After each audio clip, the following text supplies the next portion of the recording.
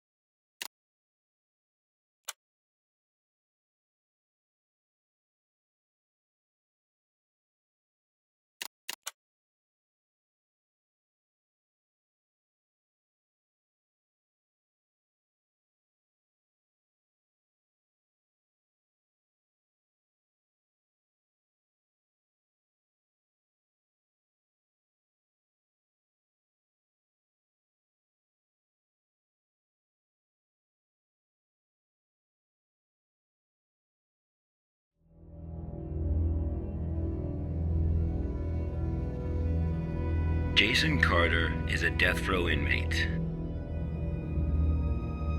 In exchange for clemency, he has agreed to work with the SCP Foundation for 30 days.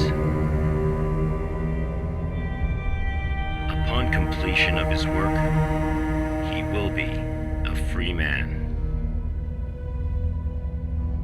Jason Carter is now D503.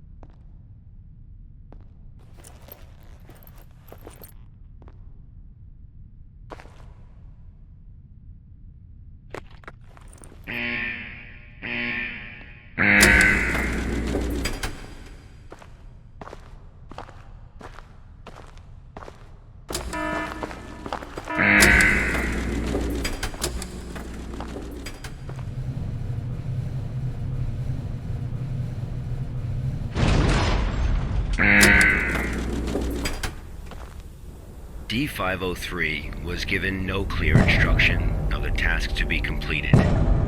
He must find them out for himself.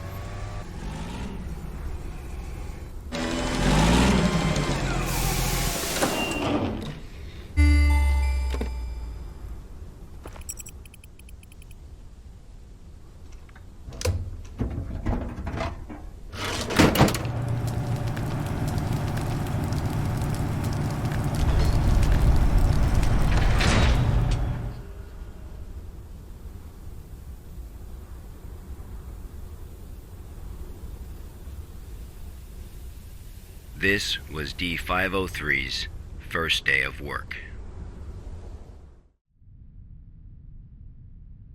SCP protocol mandates that D-503 now undergo a psychological evaluation.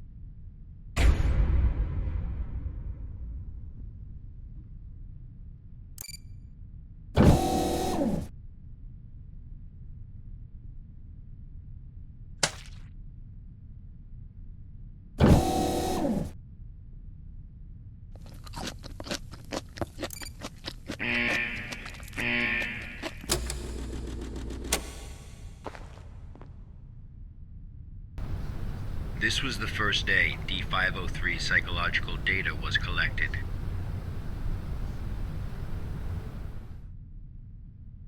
You're probably wondering, how can this job earn freedom for a death row inmate?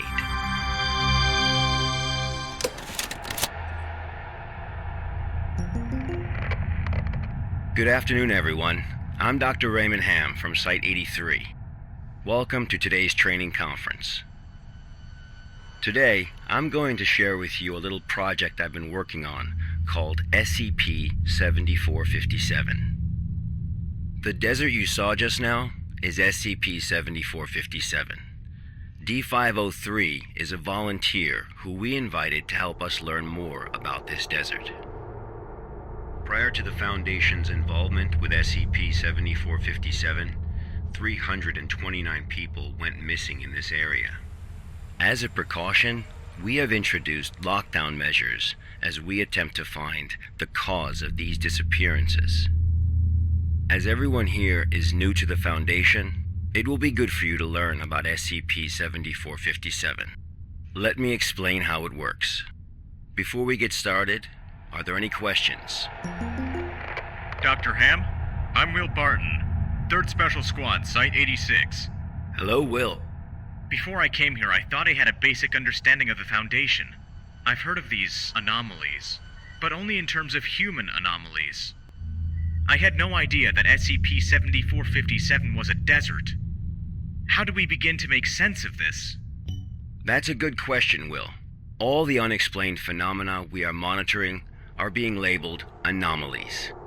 Human anomalies, regional anomalies, artifact anomalies, and various other phenomena beyond our control. The work of the Foundation is to isolate these anomalies and prevent the public from, shall we say, experiencing them? Okay, next question. Hello, Dr. Hamm. I'm Mark Harris, a research intern from Site 27. In the video, we saw D-503 picking up garbage in the desert. Why did it do that? And what does this have to do with anomalies? Okay, Mark. What I can tell you now is that everything you see is part of SCP-7457. SCP anomalies can be a little difficult to understand at first. Just know that it, or they, have their own rules. Perhaps you'll understand what I mean once we finish watching the video. Okay, let's move on.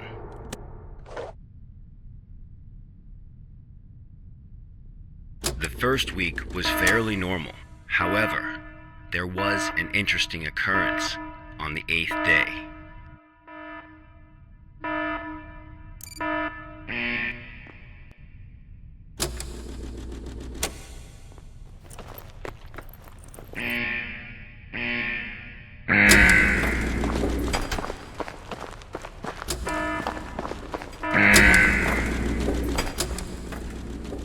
let's have a look at what happened.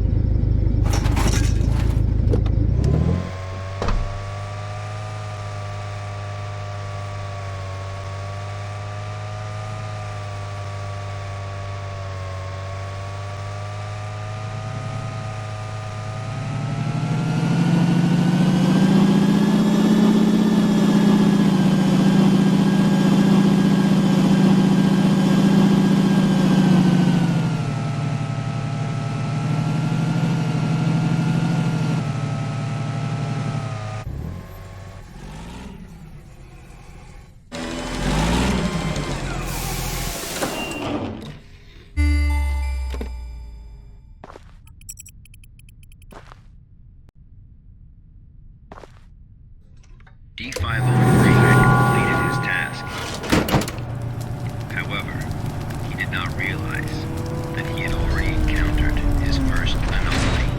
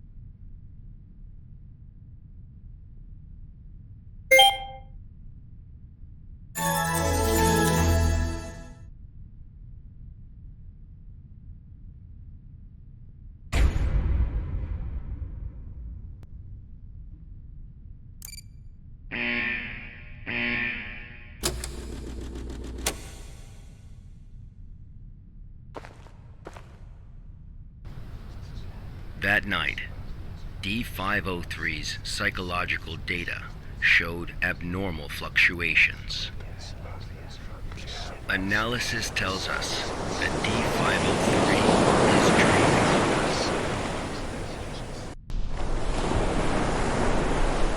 dreaming. Unfortunately, though, we have no way of knowing what he dreamed of that night.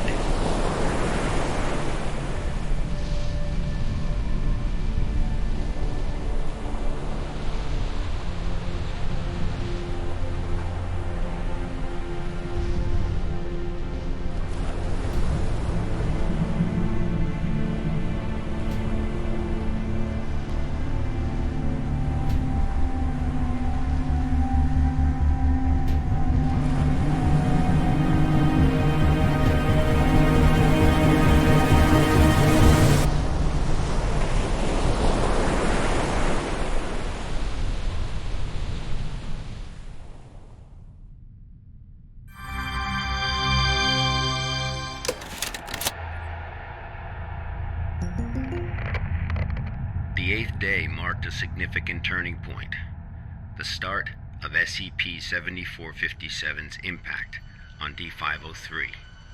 Are there any questions before we go on? Hello, Dr. Hamm? I'm Spencer Jones from the Special Operations Department of Site-21. Hello, Spencer. It's still unclear as to why D503 needs to pick up all of this trash. If you wanted to monitor his psychological response to SCP-7457, why not just leave him out in the desert? Why assign him these tasks when there are already psychological evaluations taking place? Okay, our analysis has indicated that SCP-7457 produces a new cluster of trash every 8 minutes and 37 seconds. If waste collection is not done regularly, all that trash may soon flow into our world. It is worth noting, though, that the quantity of waste created here pales in comparison to the amount produced by humans. However, it still has the potential to become a significant problem in the future. By assigning these tasks to D503, we can monitor his reactions while also containing the trash. There is another reason, but we will get to that one later. Is it not the case that the Foundation is exaggerating the importance of a minor issue before the issue is fully understood? Okay, everyone. I must emphasize that behind us is the general public, who are wholly unaware of any of this.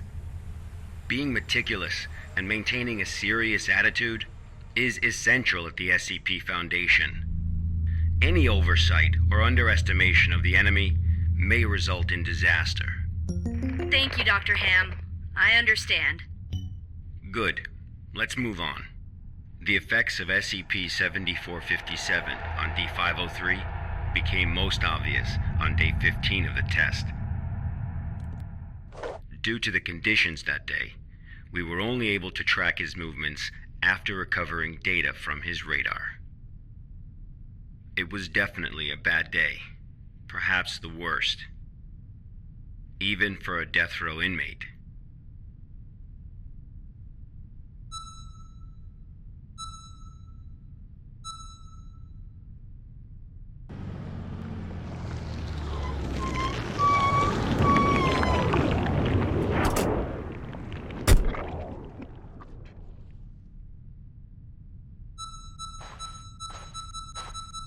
D503 found a radar that perfectly resembled his own.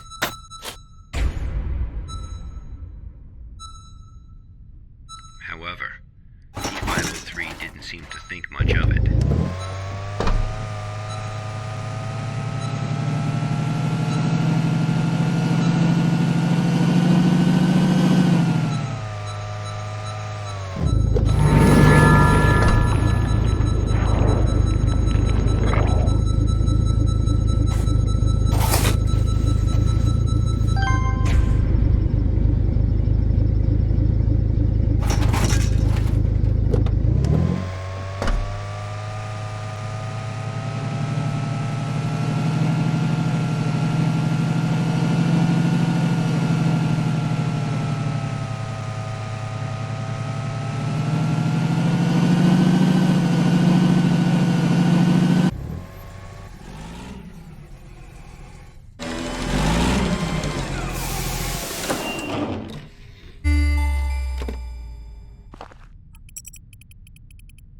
Persistent adverse physiological reactions proved to be a challenge for D503. He still managed to complete his work on day 15.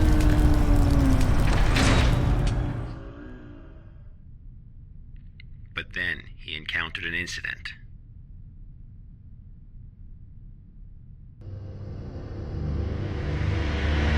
A sandstorm.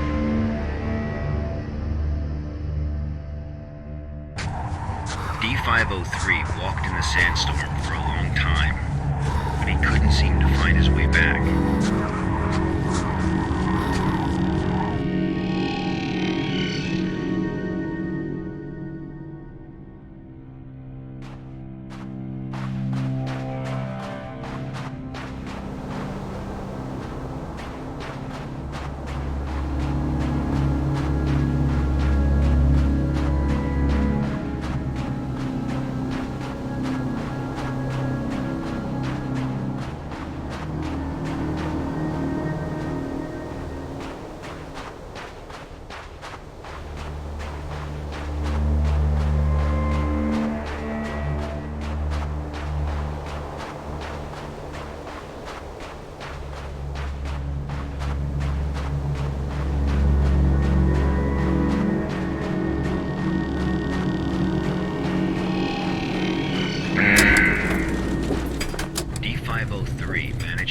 a sight, just as he was beginning to grow weak with exhaustion, a sight he was not familiar with.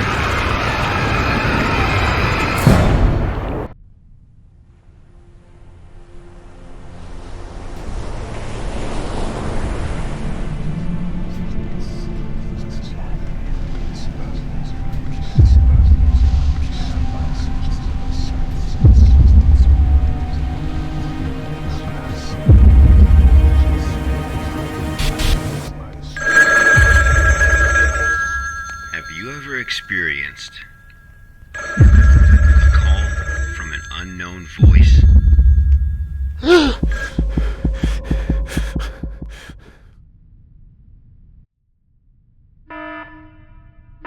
Approximately 13 hours later, a visibly trembling D503 returned to Site 8. We immediately performed a psychological evaluation.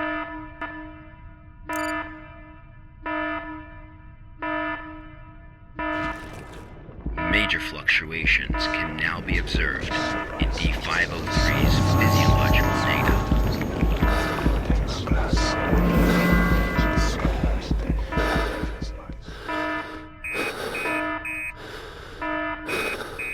The results of the psychological evaluation were so troubling, we had to abort the mission.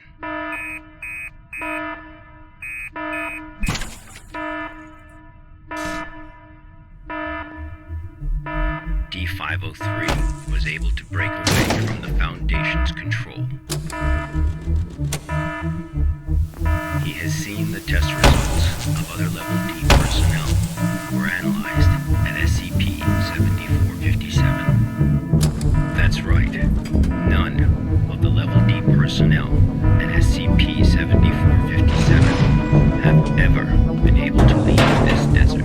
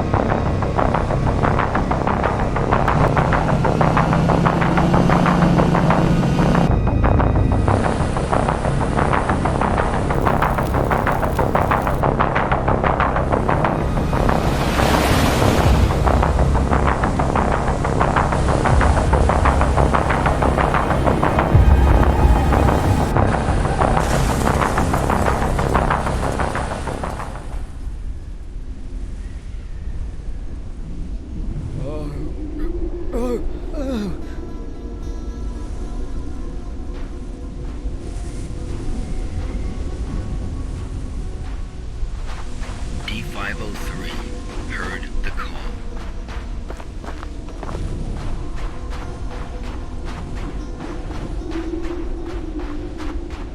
Humans often believe that their fate is in their own hands, that all choices come from their own free will.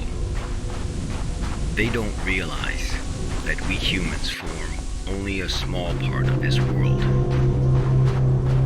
Out there, in the unknown world, we are as insignificant as a grain of sand in this vast desert.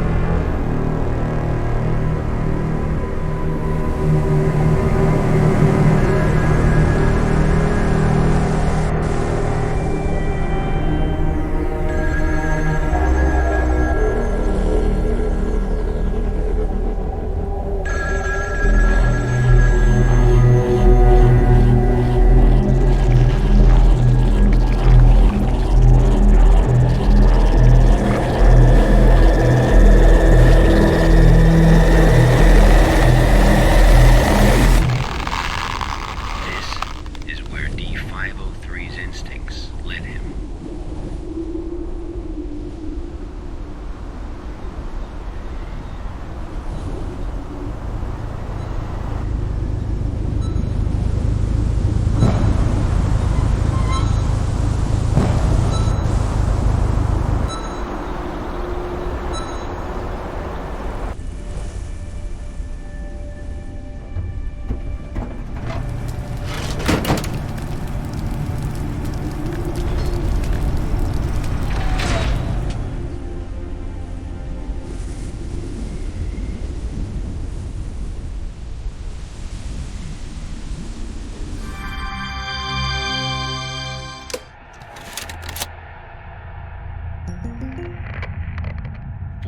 Days later, experiment participant D722 found the radar that had belonged to D503. The radar was 31 miles away from the waste treatment facility. All the data we have came from this radar. People entering SCP-7457 will suffer varying degrees of psychological stress within an acute period. It manifests as a range of neurological and mental disorders, as well as severe and unexplained hallucinations. So far, not one participant has left the desert unscathed. The Foundation has tested 31 Level D personnel in an area spanning 2,267 square miles. Our testing continues. When you work for the Foundation, you will face various anomalies. Some can kill you, some may drive you crazy, and some will make you feel that living is worse than death. Let this be very clear. SCP-7457 is just a taste of what you will face in the future. Before joining the Foundation, you were all leaders in your respective fields and industries. Researchers, special forces, FBI agents, national security experts. Well, SCP does not care how smart you are, how accomplished you are. It doesn't matter to them how many doctorates and titles you have. You are no different from helpless ants when confronted with these anomalies. Remember this.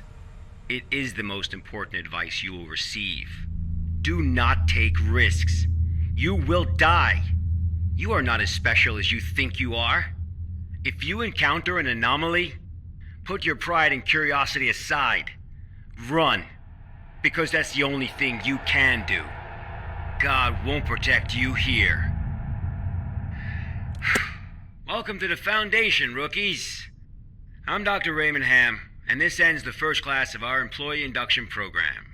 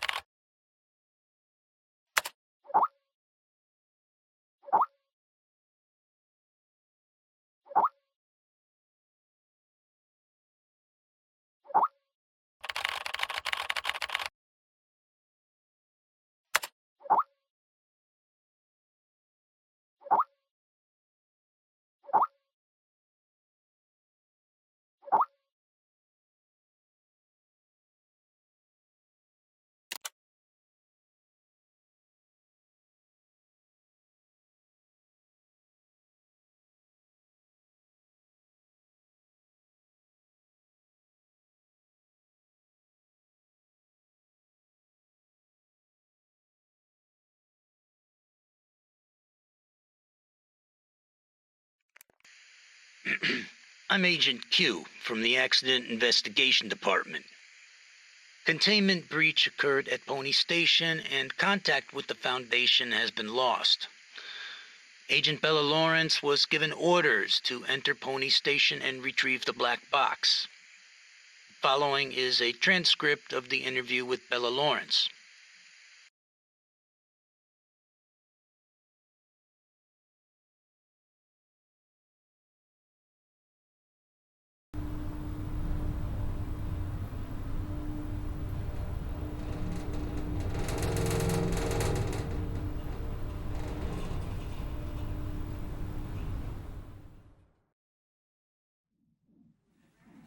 Heart rate 105. Blood pressure 175 over 110. Experiencing mild convulsions. Administer 5 milligrams of metformin to help control blood pressure. Bella? Bella?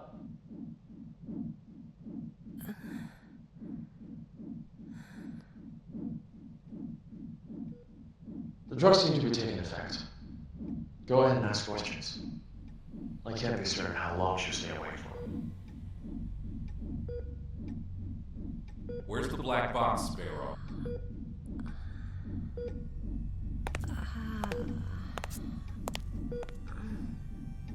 Three days ago, you were tasked with investigating the situation at Site 74, Pony Station. You were assigned to retrieve the black box. Now, out with it. Where is the black box?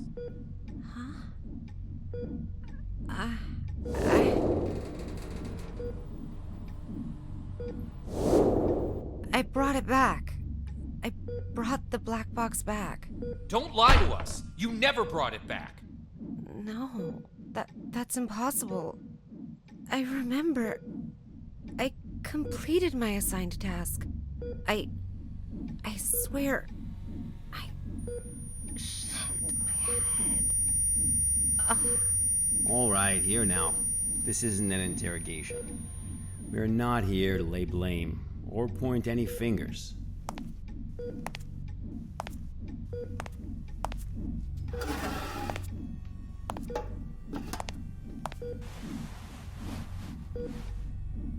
Bella, I'm terribly sorry to have to bother you in such a state, but it is critical that we find that black box. We need to know what happened at Pony Station. My memory's a mess at the moment. That's fine. We'll take it slowly, step by step. Why don't we start from the moment you received your mission? Tell us what you remember. I'll try. That night. Currently heading to mission site Site 74, Pony Station. We'll arrive in about 3 minutes. Very good, Sparrow. It's been 48 hours since the Foundation lost contact with Pony Station. SCP-701 experiments there have been ongoing. We have reason to suspect a containment breach. What is my mission? According to Foundation Security Regulation 709S, each site must have a black box placed in a secure area to assist in identifying the cause of an accident, should one occur. Your task is to investigate the situation and retrieve the black box. Black box? Got it. Okay, I've arrived.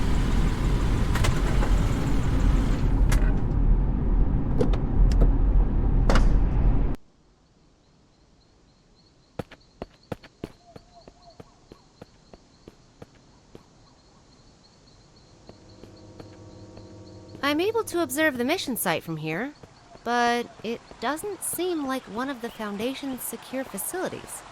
Pony Station, officially known as Site 74, was originally a hydroelectric power station. After it was abandoned, the Foundation repurposed it as one of their sites. Initially, it was used only to contain a few safe-level anomalies, but recently it's also taken over SCP-701. I don't know all the details. We won't know the truth until you retrieve the black box. Got it. I'll complete the task as instructed and retrieve the black box.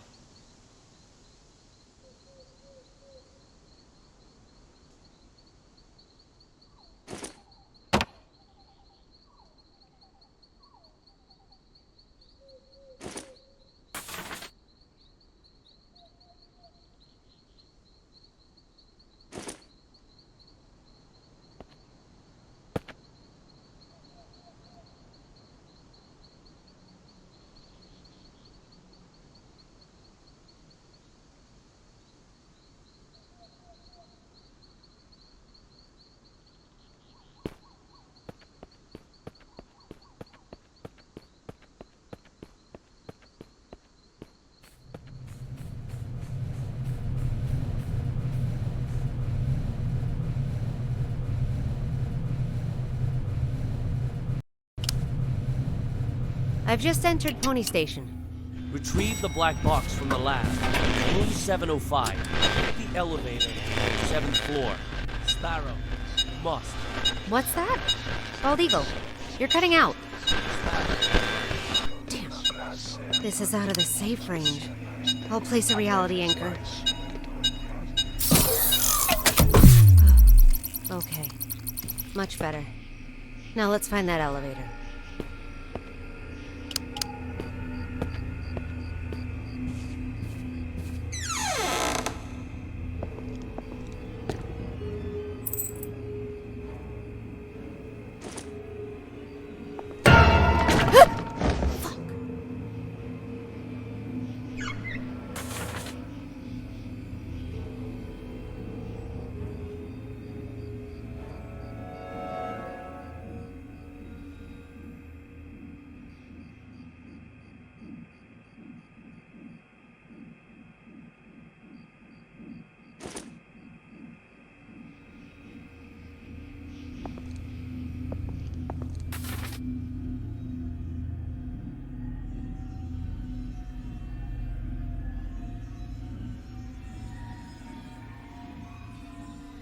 Dr. Tyler Cooper.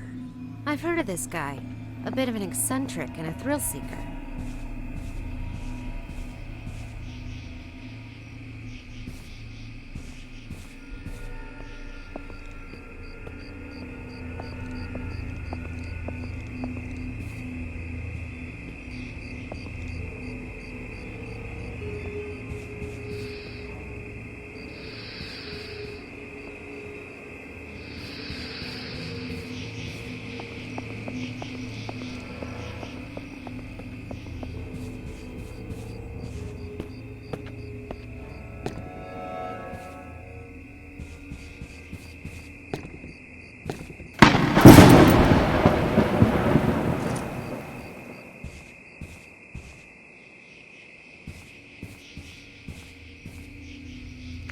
All the plans, including the project schedule that follows, have been disrupted.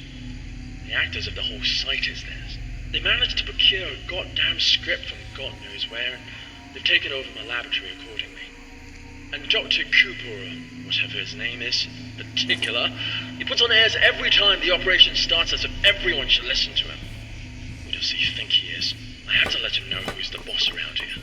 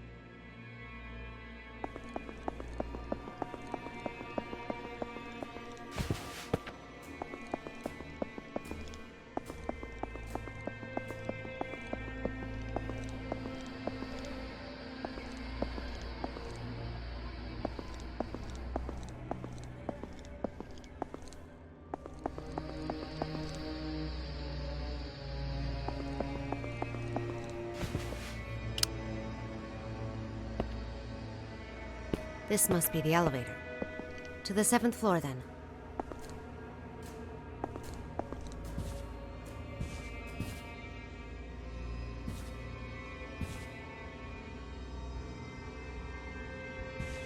Blood we offered, the hanged king we served. I serve my king with my blood? Blissful suffocation, sacrifice of sin? What's this? Some kind of poem? My head.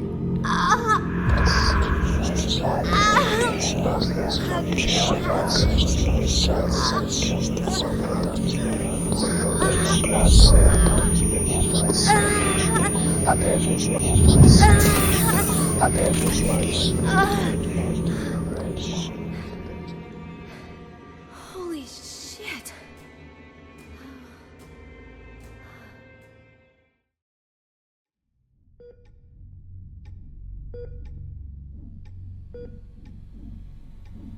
I'm very familiar with cognito hazards.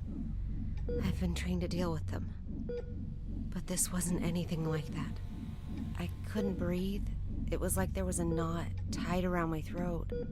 I was weightless, hanging, gasping. No matter how much I struggled, nothing helped.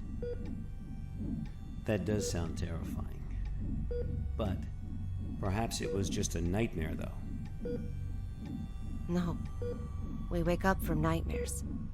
Not from this.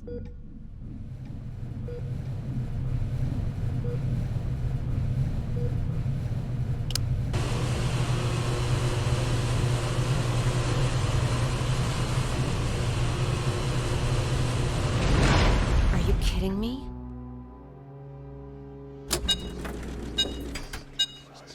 It's even more than before. I guess that's the reality here.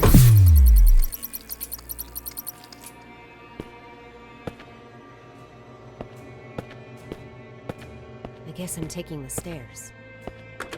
It's locked.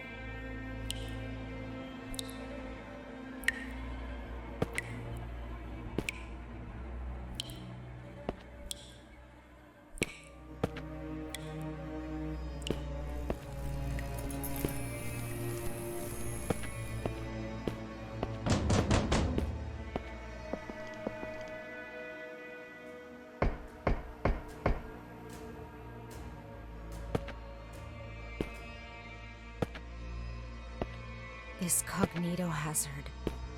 Could it have something to do with SCP-701? The situation here is much more serious than I expected.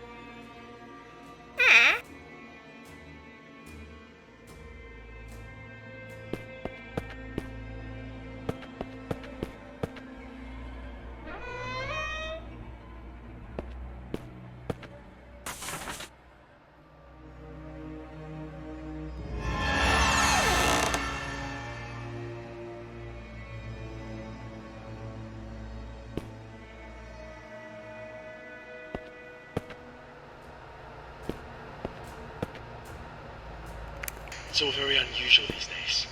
Many people have come to the site, but they haven't registered with the authorities. I've heard that Cooper and his team are rehearsing a script into a play, and that all participants are required to record their daily status. My experiment has to be put on hold because there's no one left to work on it. It's not right. I'll write an email to the minister and inform him of the malpractice going on here. Who's that?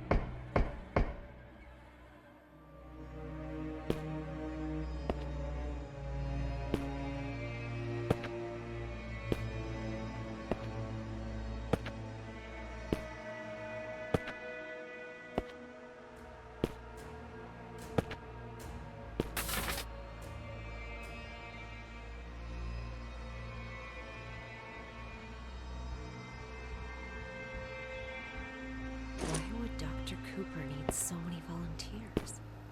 And what on earth is this SCP-701?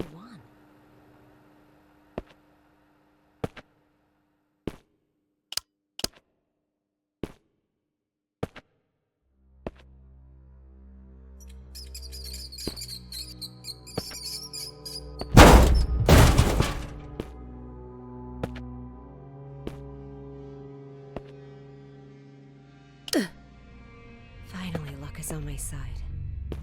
This ought to get me to the 7th floor.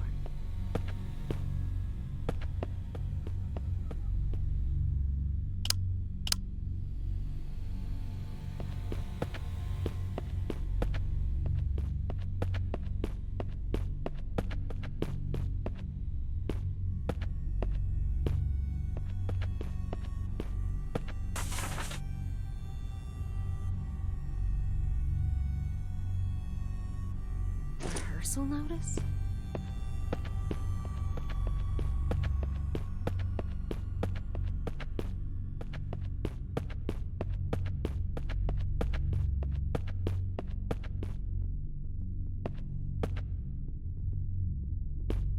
What the hell is going on here? 4th floor again?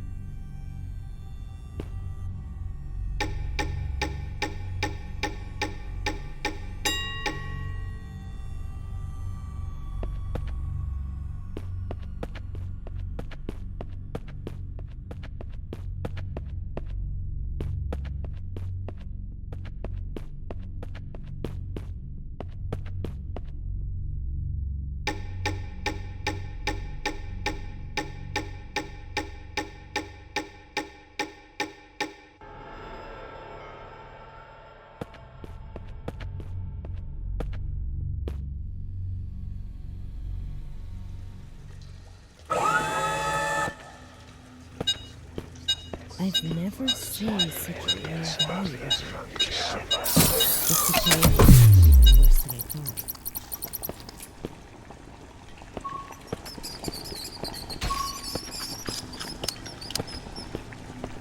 Ugh, what is that smell? When was the last time I cleaned this place?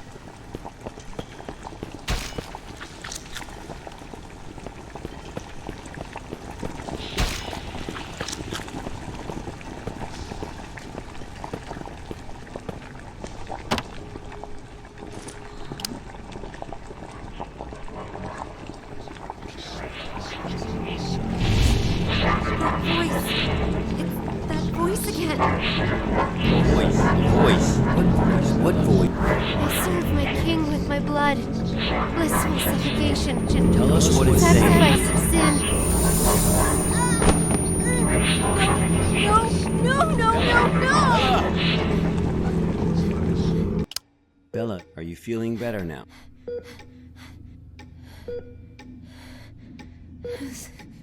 Suffocation. Like a rope. Looped around my neck. Pulling tight. Weightless. Hanging. Nothing around me. Just my feet dangling. Struggling. Fighting. It will swallow me. And make me its slave. Bella, you are completely safe here. Nothing can hurt you. Okay, let's continue. The situation there was much worse than expected. Much worse. I knew I had to get in touch with the Foundation. I managed to find a phone, and I called her backup.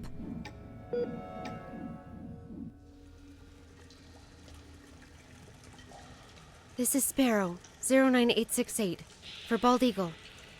I'm at Pony Station on the 7th floor. The situation here is much worse than expected. I need backup.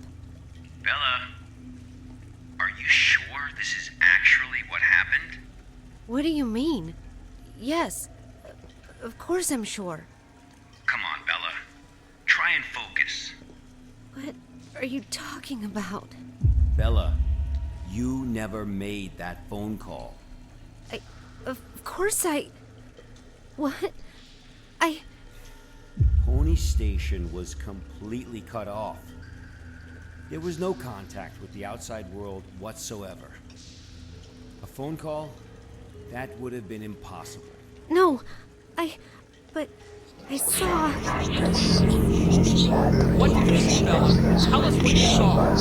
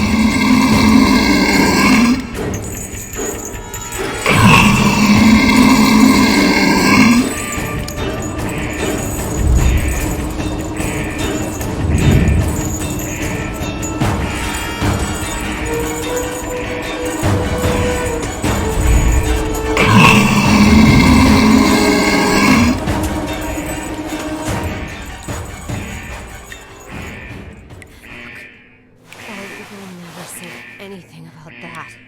Bastard.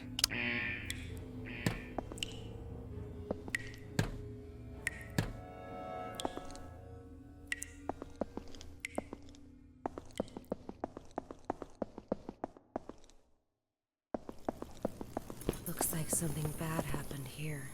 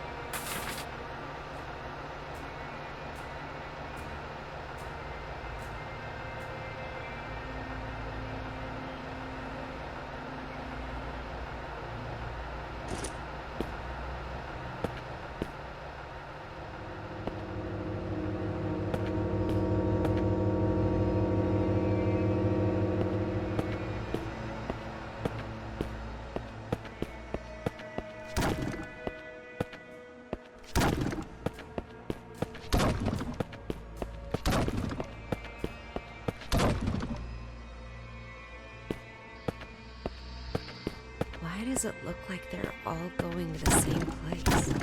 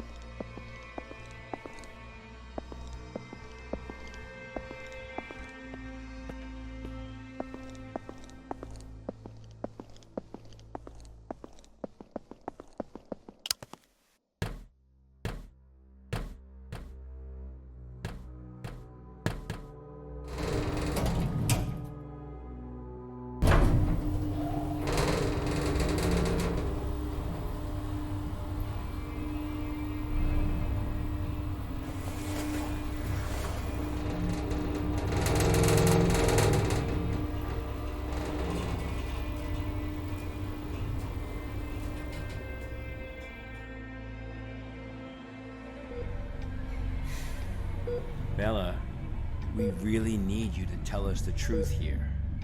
What do you mean? I'm telling you the truth. I completed my task.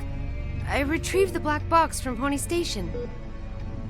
Looks like the cognito hazards really did a number on her. What are you talking about? I'm fine. Bella, there was no black box in sight when we found you. That's impossible. I'm positive. I know I had it in the escape elevator. And there is no escape elevator in Pony Station. None of what you're saying adds up. But that's impossible. It's just impossible. Look at me, Bella. Try and focus. What really happened? What really happened? Bella, think carefully. I...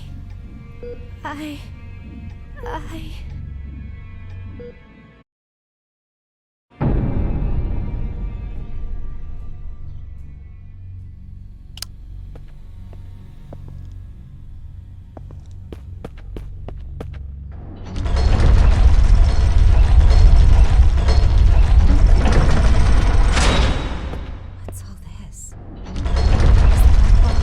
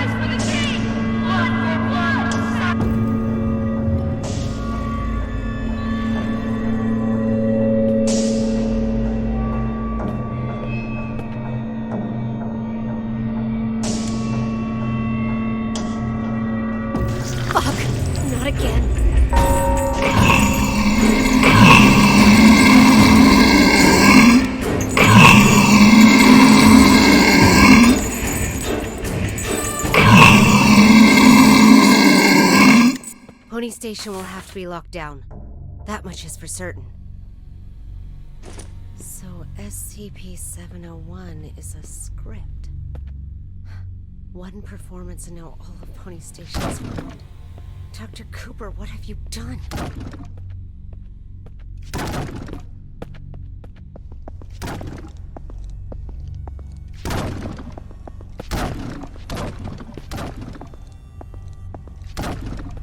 It's those mannequins again.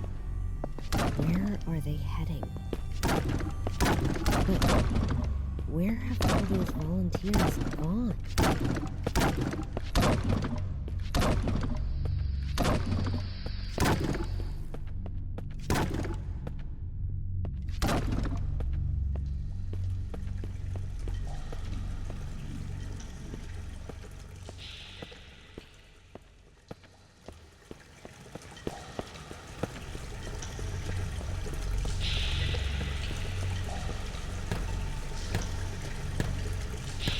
Holy fuck.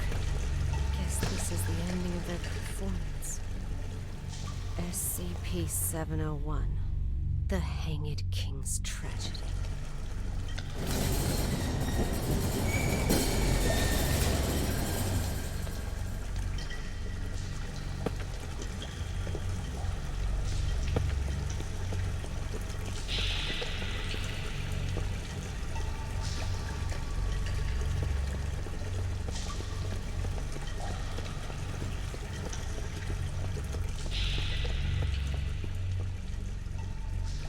I serve my king with my blood.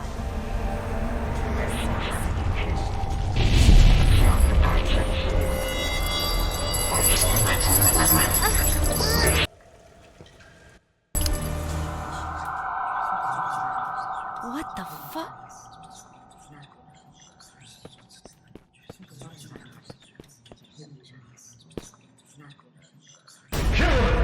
Sacrifice his head and seek redemption with his blood! Kill him! Kill him! A despicable usurper does not deserve the glorious crown! What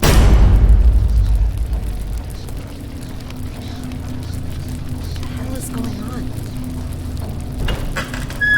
It's the goddamn cognito hazard again. I need to leave right now.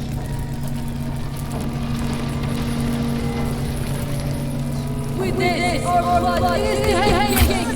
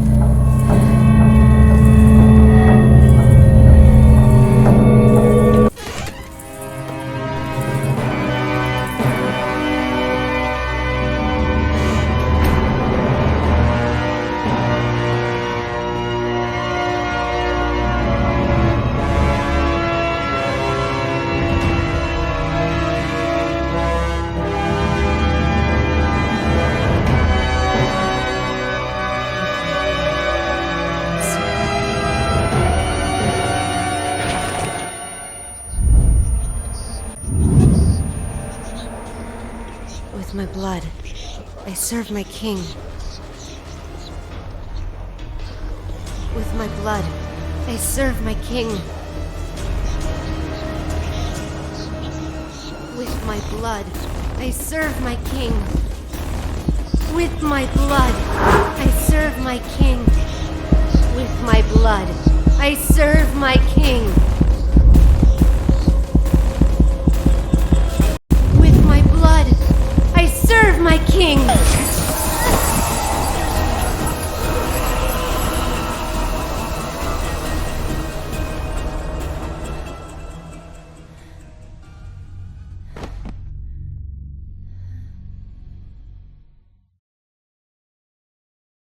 Her condition is unstable. I've just injected her with a sedative, but you'll need to let her rest for a while.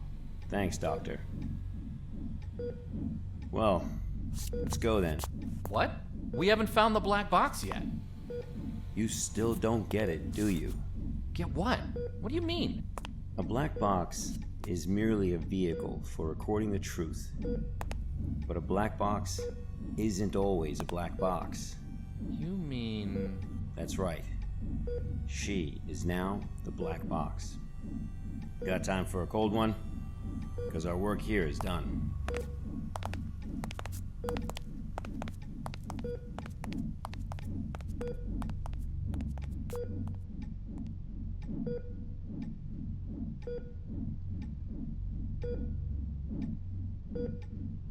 I serve my king with my blood.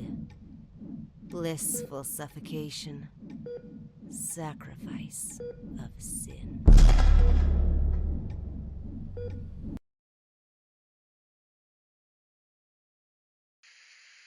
The black box has been properly contained at Site-105 and pending further investigation.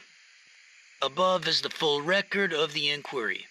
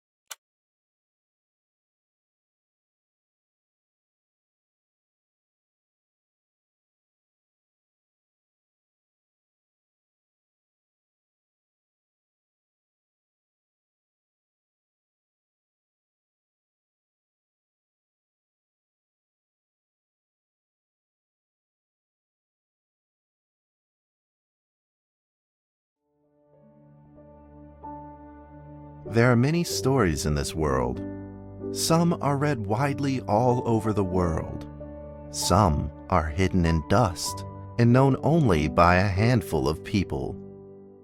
Today I'm going to tell you a story no one else has heard before. A real story of mystery and wonder and adventure.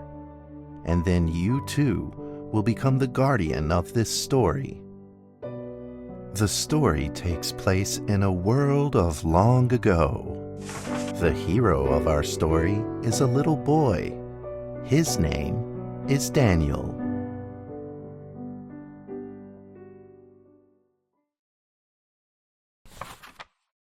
One day, out of nowhere, Daniel got a serious case of chickenpox. It made him look like a strawberry. To make sure he didn't spread it to others, Mrs. Page, the principal, had him isolate in an attic.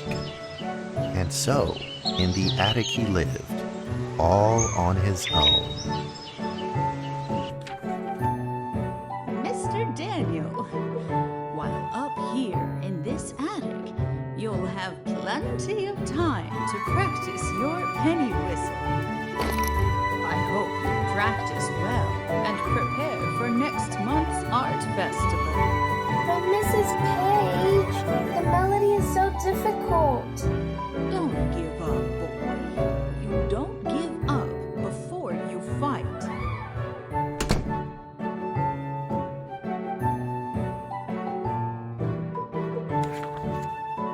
Daniel was reluctant at first, but he trusted Mrs. Page, and he knew he should listen. And so he practiced the penny whistle.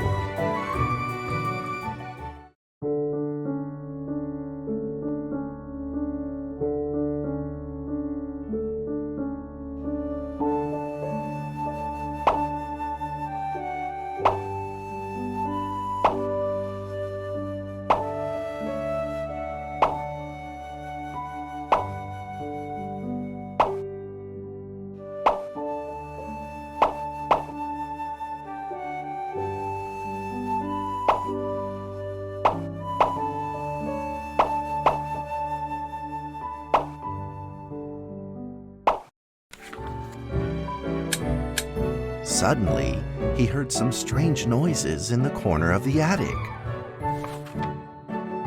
Huh? Who's there? Daniel decided to go over and take a look.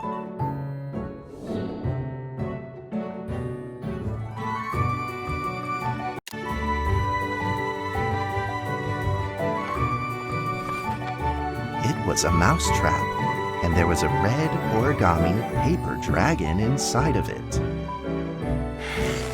Daniel carefully removed it. It was marvelous and beautiful. The only problem was part of its wing was damaged, but Daniel found a way to repair it.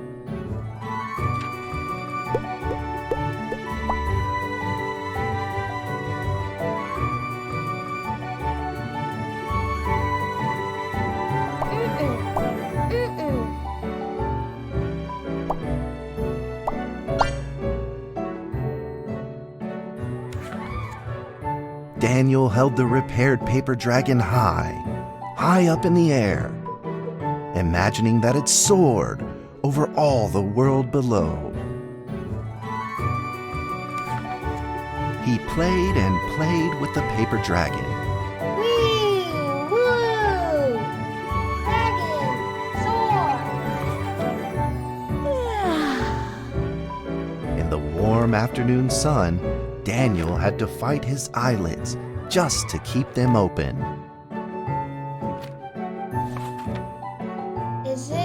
Could it be?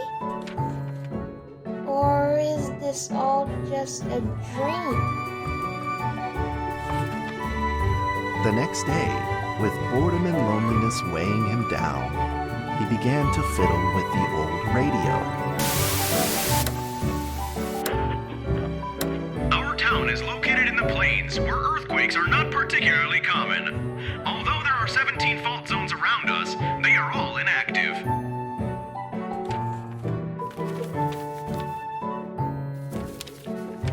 A scrunched up ball of paper rolled over to his feet.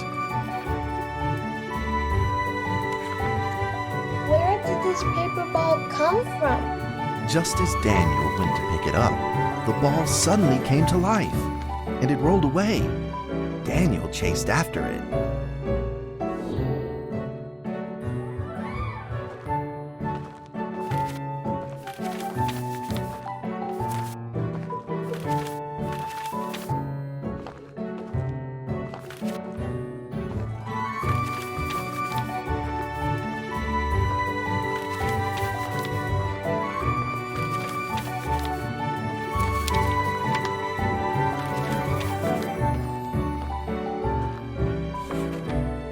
Just as he was about to seize the rolling paper ball, suddenly, terrible sparks erupted from it. Before his very eyes, the paper ball began to grow, bigger and bigger. At that moment, a red figure suddenly appeared. The red figure quickly subdued the paper ball and threw it into a cardboard box. Daniel studied the red figure carefully. It had a sticker on its fluttering wing. It was the paper dragon. I wasn't dreaming. Thank you for saving me. Daniel was grateful and very happy. He walked closer to the paper dragon, but the paper dragon seemed timid and afraid and backed away. Just then, Daniel had an idea. He took out his penny whistle and slowly played a tune.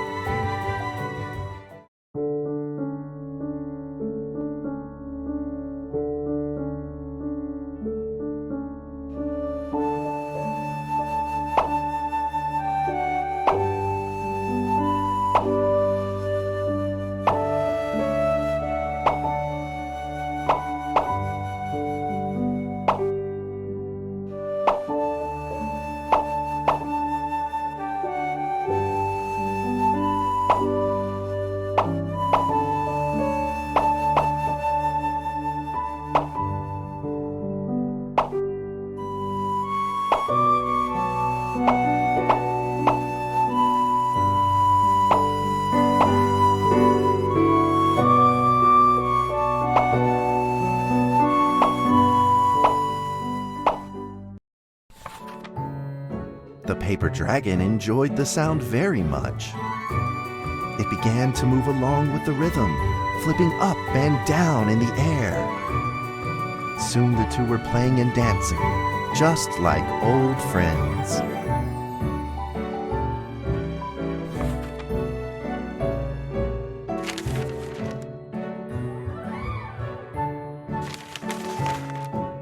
The paper dragon traced out a beautiful arc in the air, communicating with Daniel in a unique way.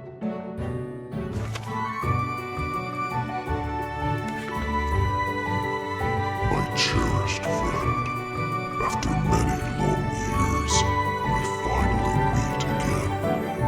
Tell me, how has your family been? A great thank you for playing that music for me.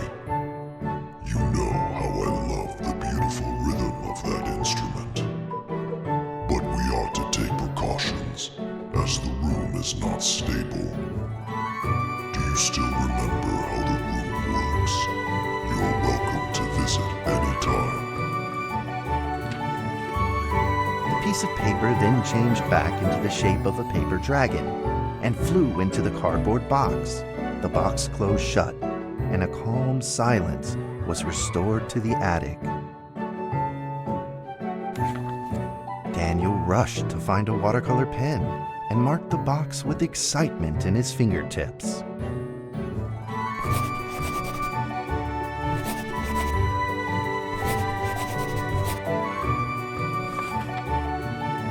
Over the next few days, the paper dragon came out often to play with Daniel.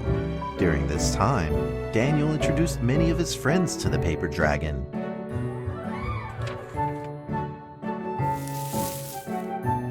That cat's name is Mrs. Carter.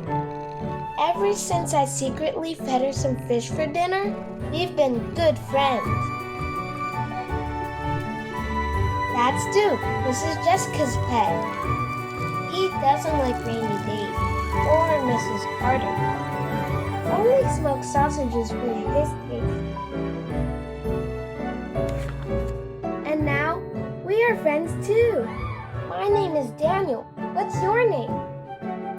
The paper dragon flapped its wings, as if it didn't understand him. Well, since you like the sound of the penny whistle so much, why don't I just call you Penny? I'll keep practicing to make you sound better. Daniel and Penny then played baseball together in the attic. Let's play cat.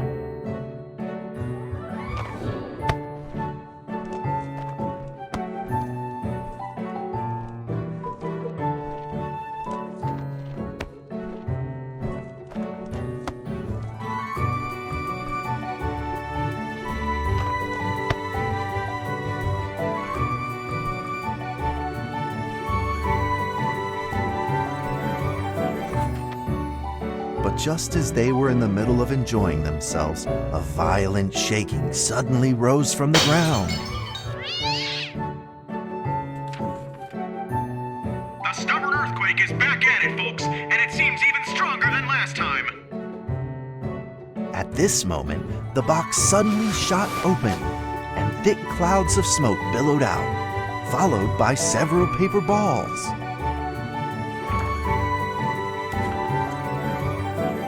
Penny attacked the paper balls without a moment's hesitation and promptly threw them back into the box.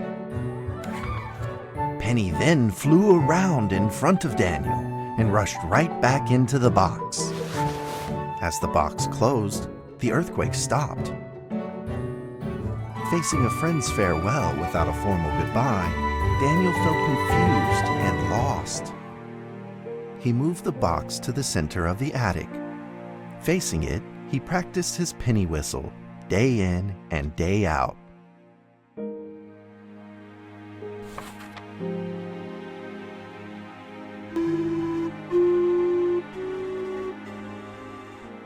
As the days went by, Daniel's playing became smoother.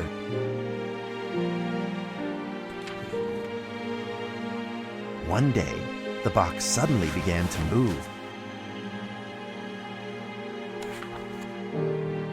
Huh?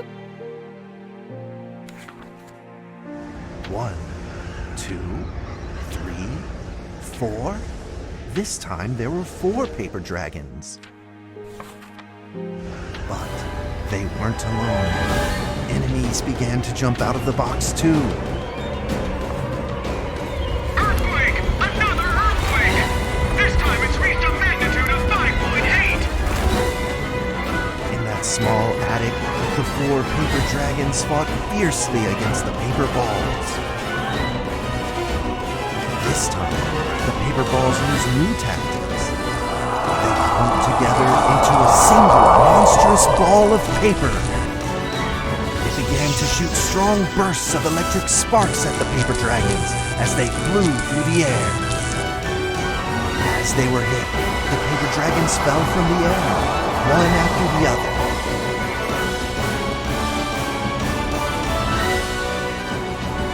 Seeing the injured paper dragons, Daniel felt very distressed and anxious. Just then, one of the paper dragons painfully started to fly and gathered the remainder of its power.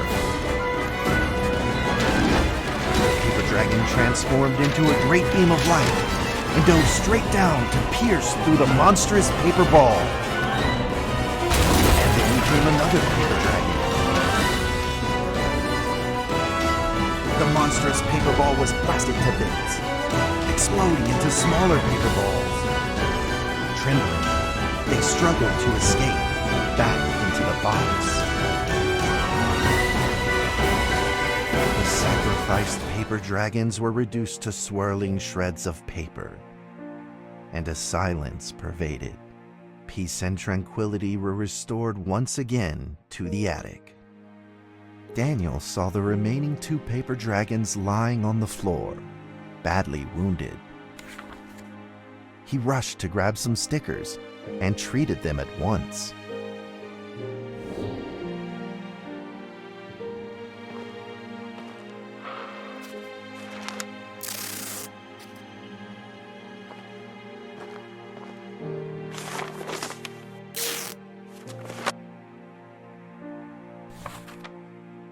Suddenly, countless paper dragons began to gush from the box. The 2 wounded paper dragons were repaired and began to fly. Like 2 colored threads, they merged with the other dragons, flying in unison. The dragons moved like a tide, flying freely through the attic. Daniel eagerly took out his penny whistle. He showed all his paper dragon friends the results of his hard work and practice.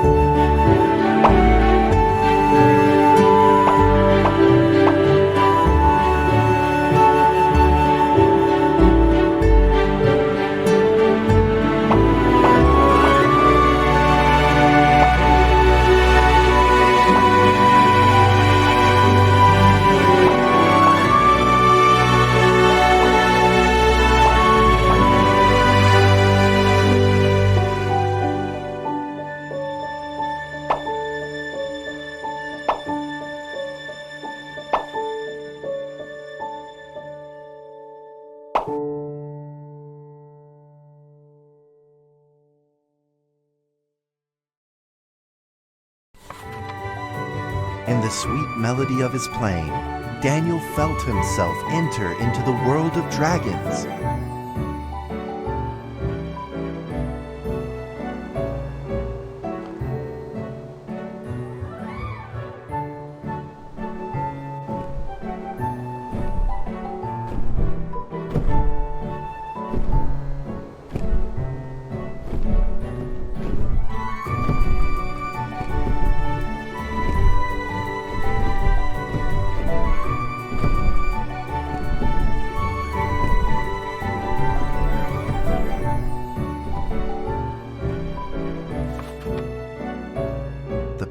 dragons merged into a long letter and floated down towards Daniel to tell their story.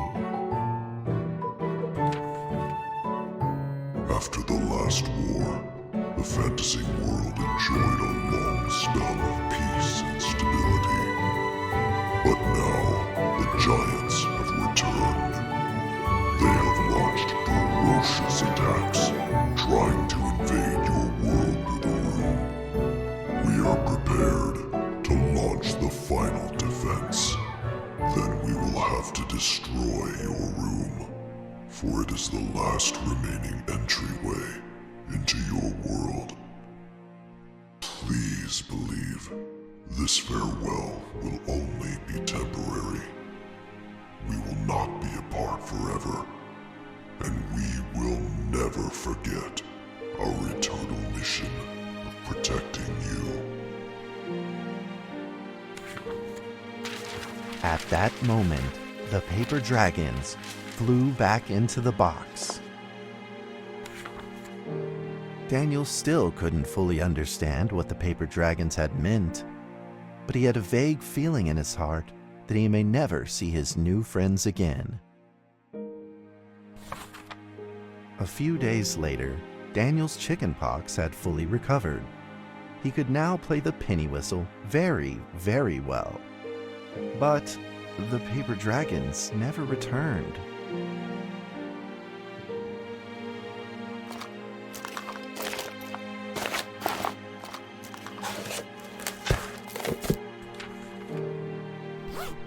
Maybe it was time to leave and move on. Earthquake warning! Magnitude 6.2! A massive earthquake is hitting our town! All townspeople, please leave your houses immediately and move to safe open spaces! Just then, countless paper dragons shot from the cardboard box. However, it seemed like they were under attack, spinning and falling through the air in confusion. What's happening?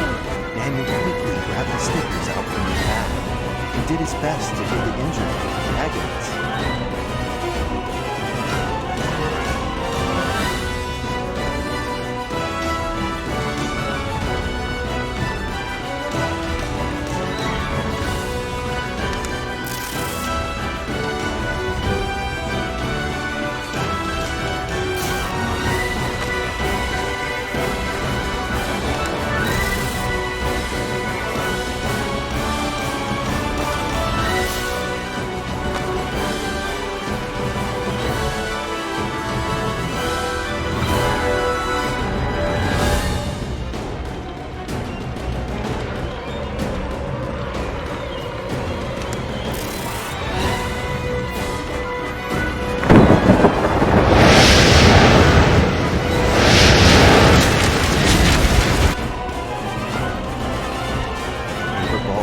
Together and pushed Daniel away, subduing him firmly in the corner.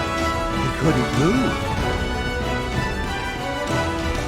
Suddenly, ominous clouds rose from the box, and a violent lightning flashed through the room. The figure of a giant slowly emerged from the thick clouds, and the entire attic became overwhelmed with its evil horror.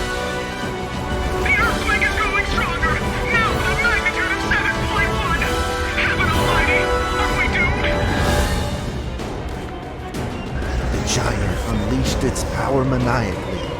The paper dragons struggled against it, with no means of fighting back.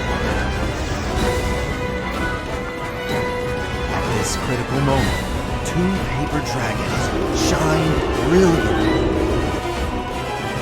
Together, they heroically crashed their bodies into the giant.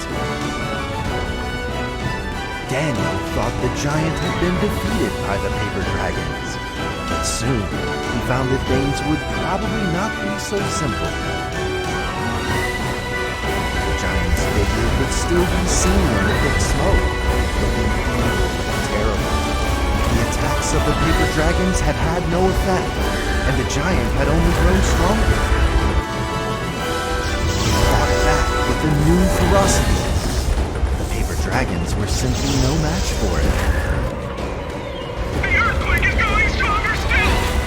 The greatest disaster this town has seen in over 100 years! My heavens! Will this nightmare ever end? With the paper dragons now all but defeated, Daniel spotted a frail figure in the distance. It was Penny. It flew gently in front of Daniel and affectionately rubbed its head against his fingers, as if this whole crisis had never happened.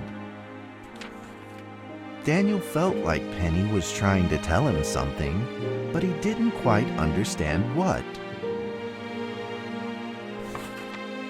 Penny then left Daniel and soared into the air with a determination in its wings. Suddenly, the other paper dragons seemed to be summoned. They flew through the air, all together in unison, responding to the call without an ounce of hesitation. At that moment, Penny turned into a great red beam and rushed fast towards the giant. The other dragons followed, shining together like a shooting star. At that moment, Daniel seemed to see a real dragon flying. No!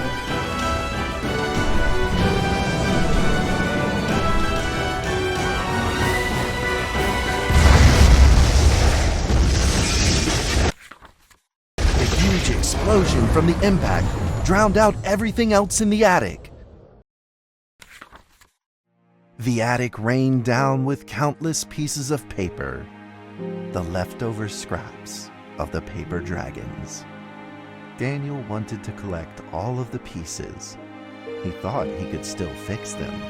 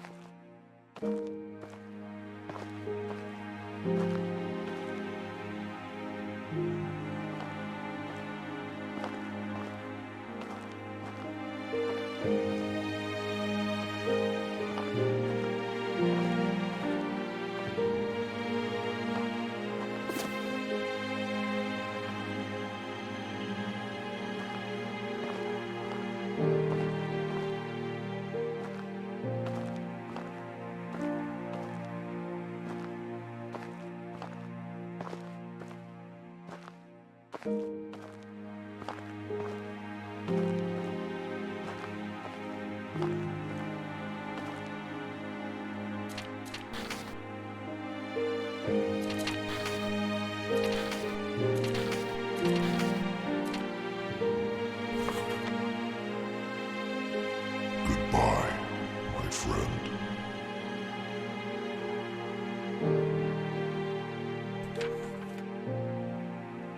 The nightmare is over.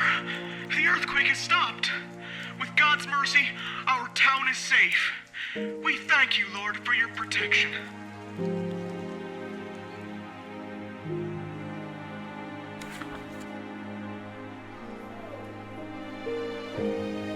A few days later, the art festival was held as scheduled. Daniel attended the show with his penny whistle.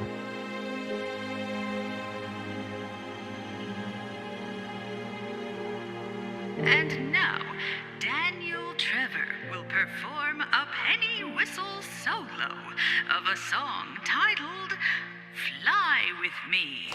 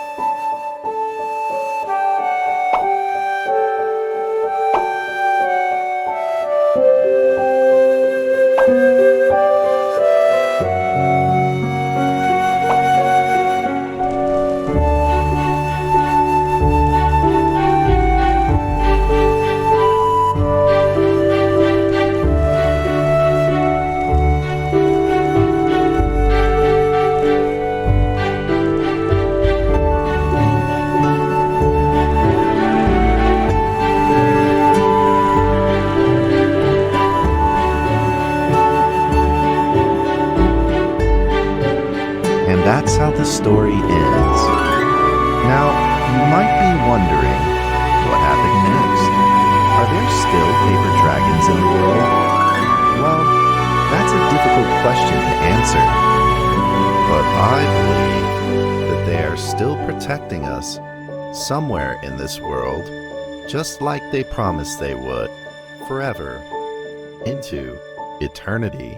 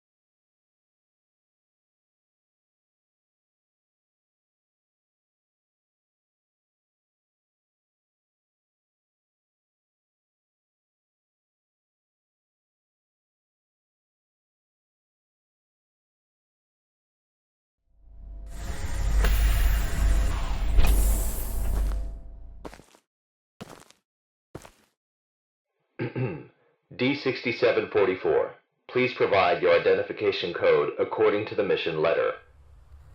4 and 20 blackbirds. Tell me, Doc, when was the last time this rag on my head was washed?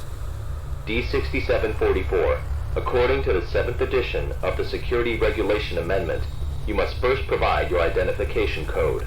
Otherwise, you will be executed. All right.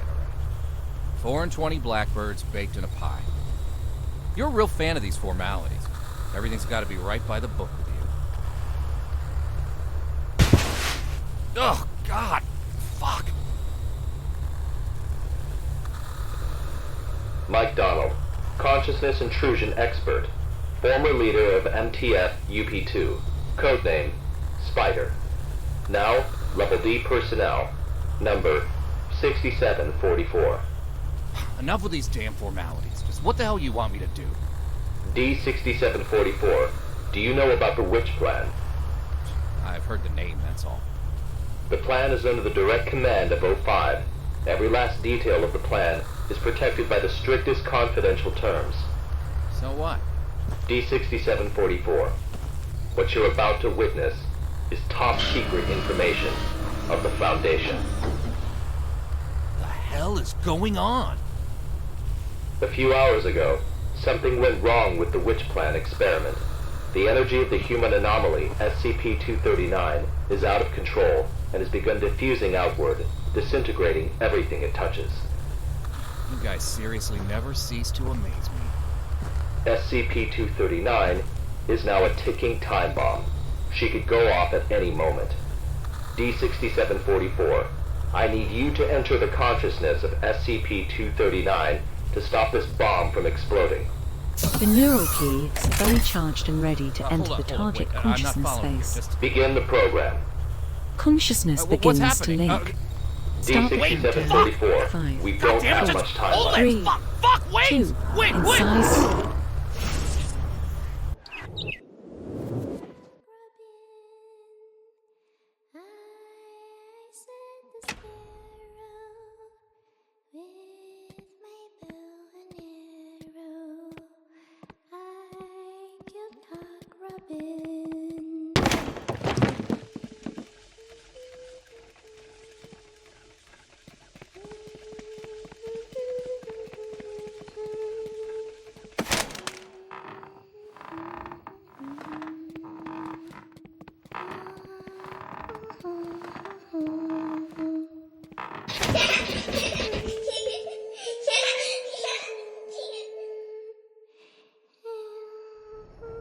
D6744, can you hear me? Son of a bitch! Fuck you! The situation is urgent. If you were still the way you used to be, you would have done the same. Hello there? Hey, wait! D6744, what did you see? A little girl, but she ran away when she saw me. That little girl is SCP-239. What else have you discovered?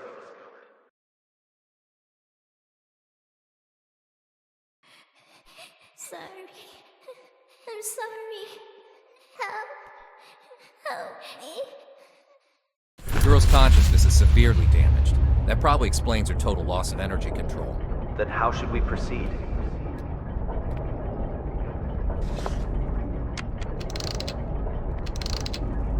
I'll have to enter her preconscious. If there's a solution to this, it's gonna be in there. Good. D6744, you really are the right person for this mission.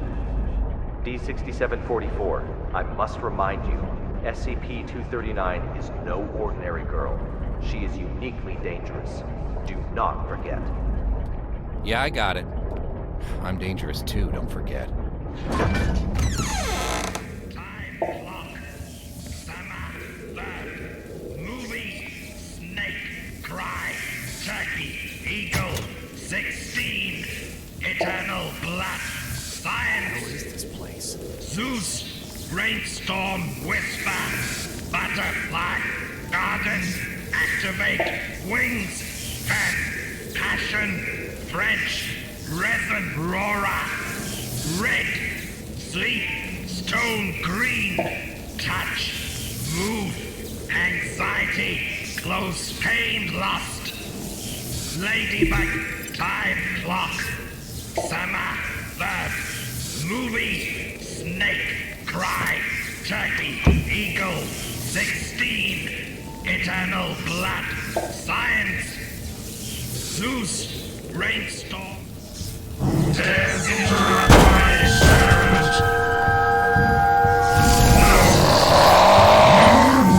You will pay the price. Holy mother of...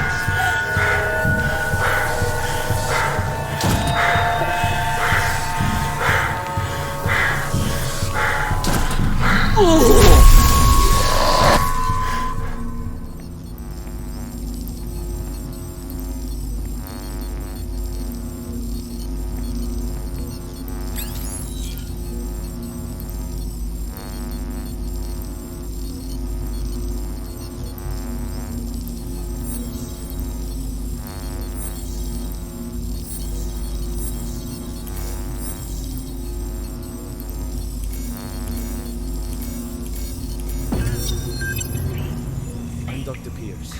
We are now conducting ability control test number 125 of SCP-239. Okay, let us begin. First, set voltage strength to 30 kilovolts. Power on.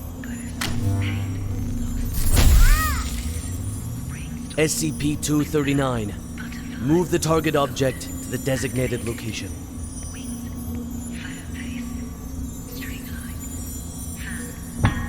Ability control test number 125 has failed. The voltage intensity must be insufficient. I'll need a new test site, along with new equipment that can handle a greater voltage load.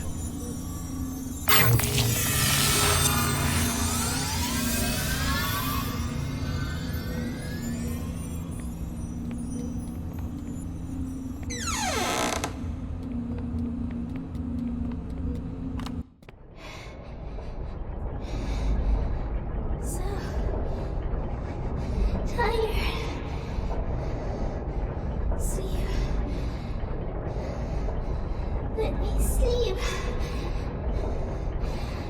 Just a while.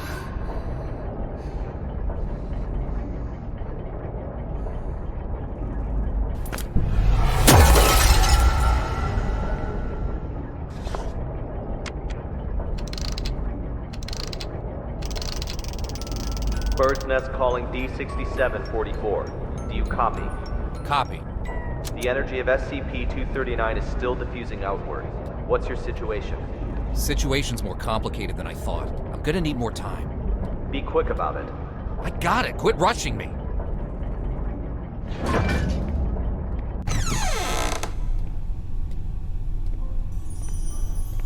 Have you heard? Heard what? O5 is displeased with the slow progress of Dr. Pierce's experiments. They've appointed a new director to take over the project. You sure it's not just a rumor? Today's morning session was chaired by Dr. Pierce. It's true. Trust me. If I'm being honest, I don't really like Dr. Pierce. Something about him, just gives me the creeps. He's coming. Stop.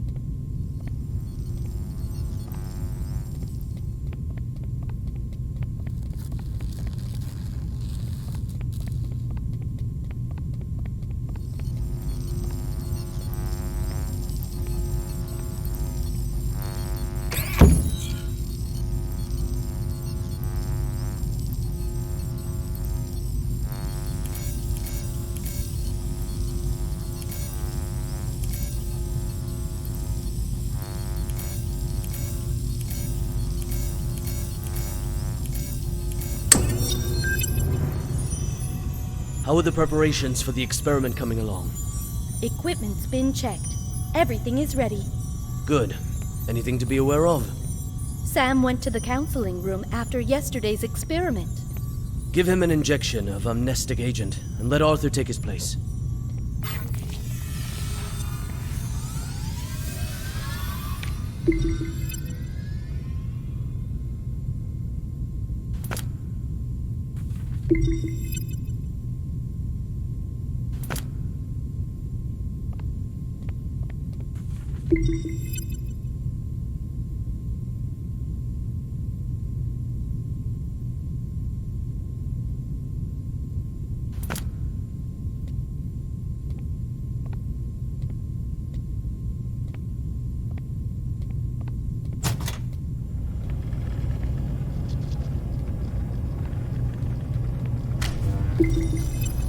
Try again. Set voltage strength to 250 kilovolts. Dr. Pierce, the heart rate of SCP-239 has now exceeded 160. Her physiological indicators are quickly approaching their limit. Perhaps we should consider pausing for a while. Continue. Pressurize. Set to 250 kilovolts. Go. Now. SCP-239. Pay close attention to my instructions. Crush that car in front of you.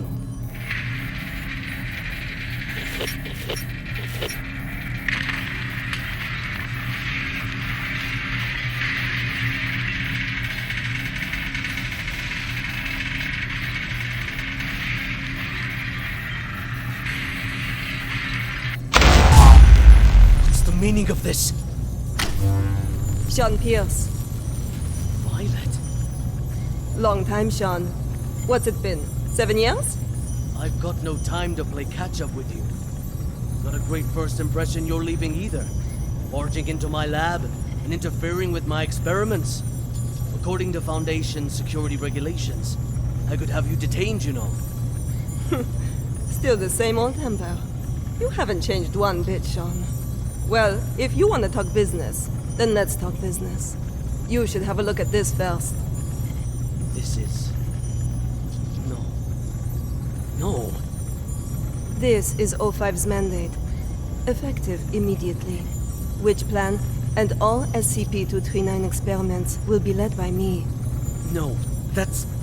No! This is a mistake! It's not possible! Don't take it personal, Sean. The simple fact is that the development of SCP-239 is moving too slow. They want a more ambitious approach. A new process, if you will. A new process? What new process? Just what do you know about process? Please, Violet, enlighten me. Sean, let us end our bickering with this. Victory comes to those who fight, and to those who last.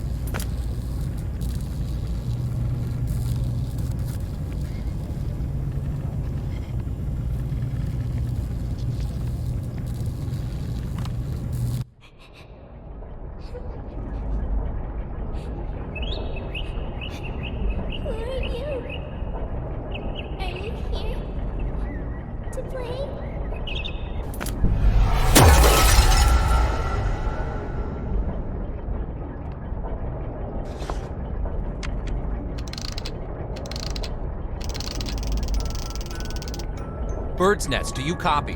Copy, loud and clear. Just what exactly is which plan? That's not your concern. Focus on the mission at hand.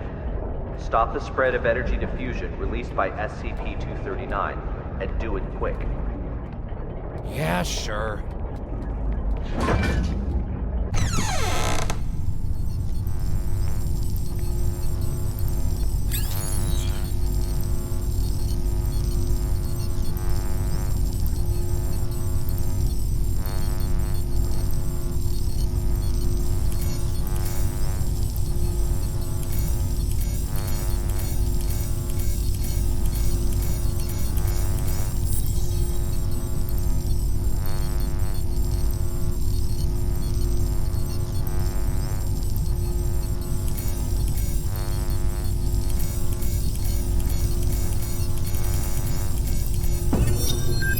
collector tattoo.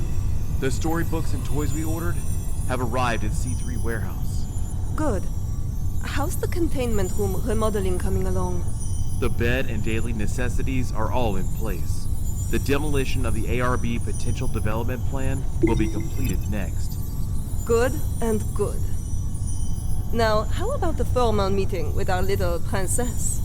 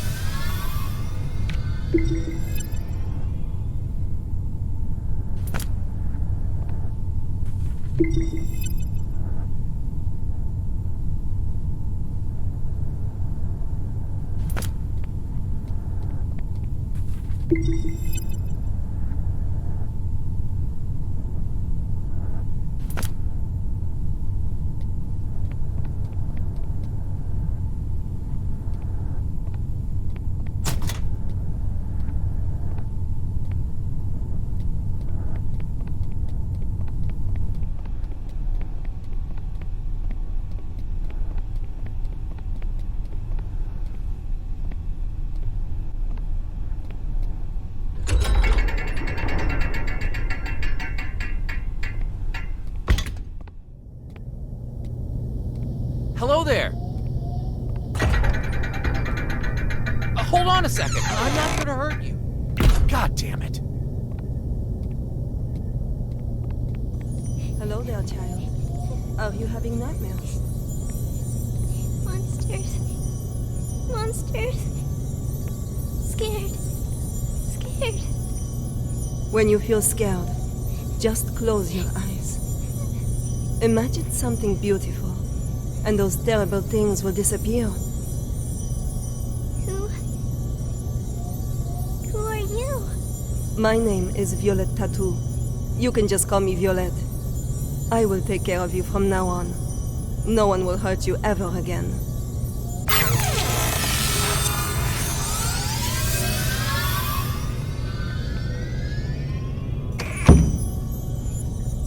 All right. That's it for today's bedtime story. We'll have a little test tomorrow. You need your rest. Afraid. Sleep. Nightmares. SCP-239, are you afraid of having nightmares again? Yes. Afraid. Just remember what I told you. When you feel scared, just close your eyes. Imagine your little friends in the stories all running out of their books to come play with you. Then you won't be afraid. Get some sleep now. Remember to imagine those beautiful images. Close eyes. Imagine. Imagine. Beautiful images.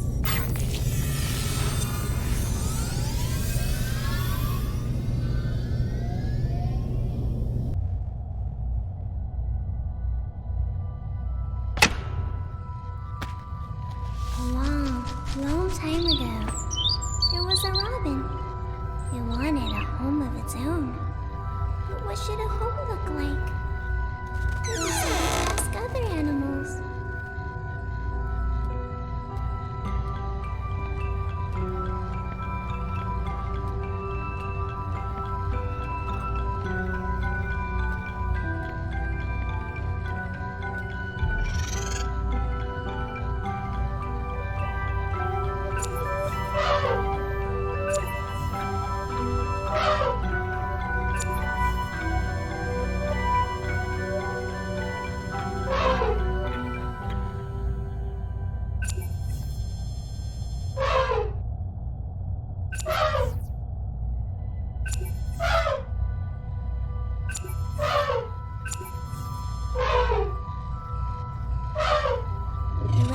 An elephant. It says the house should have very strong floors. Strong enough to support my weight. The robin shakes his head.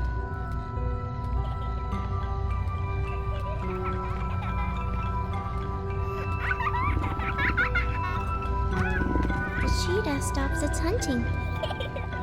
It pulls back and whispers, "There should be beautiful spotted curtains to block out the harsh sun." The robin shakes its head again. The giraffes speak from way up high. The house should have a high roof, and plates should hang from the ceiling. The robin flaps its wings and flies away. The hippos let out a loud yawn. The house should be built in a pool, so we can bathe anytime and sleep anytime. The robin shakes off the water droplets and flies away.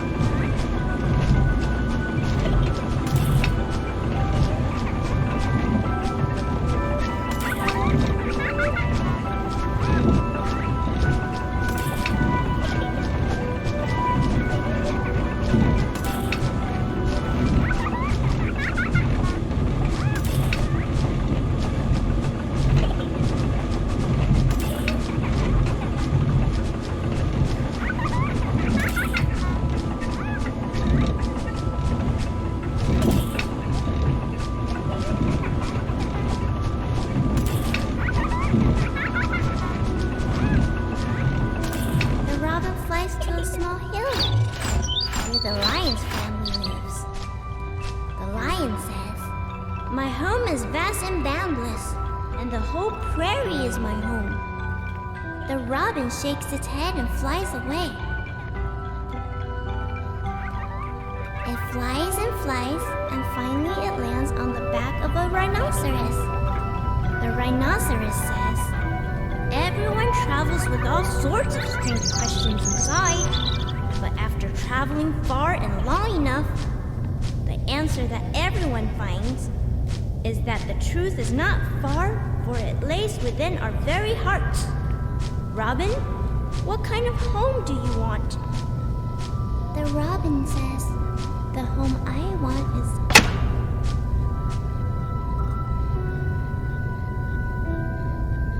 SCP-239, what are you doing? What's going on here? What's happening? SCP-239, we have to work and rest according to plan. But Alex, clear up the mess. At once, Director. SCP-239, this is all for your own good. You must be obedient and complete tomorrow's test. After that, I'll give you a gift. A gift? All right. Back to sleep now, SCP-239.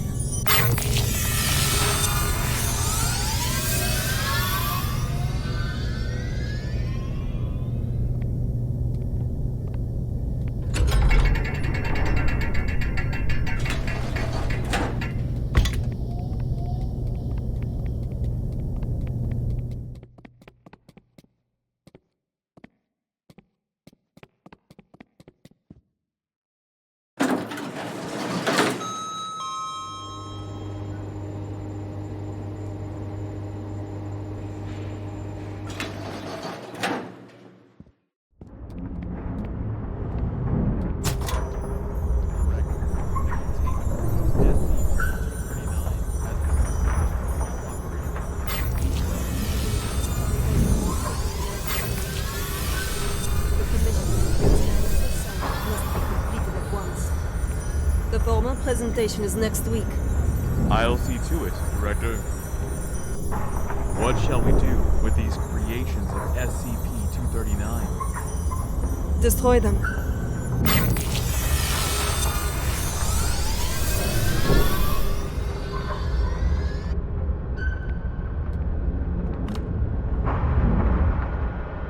A gift for me. Happy!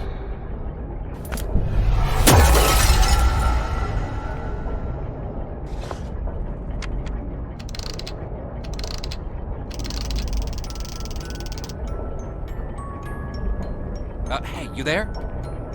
D6744 calling Bird's Nest. D6744 calling Bird's Nest. What the hell are these guys up to?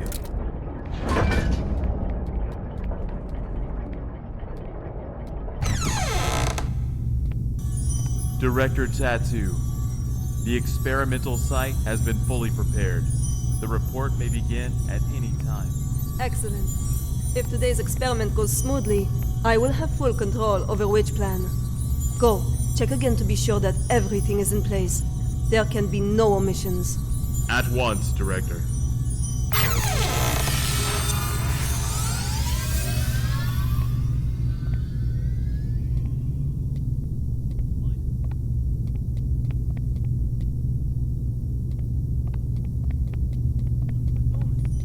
Dr. Pierce, as you can see, I'm very busy at the moment.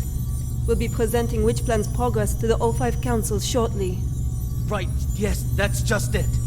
Listen, SCP-239's abilities are greater than you could ever imagine.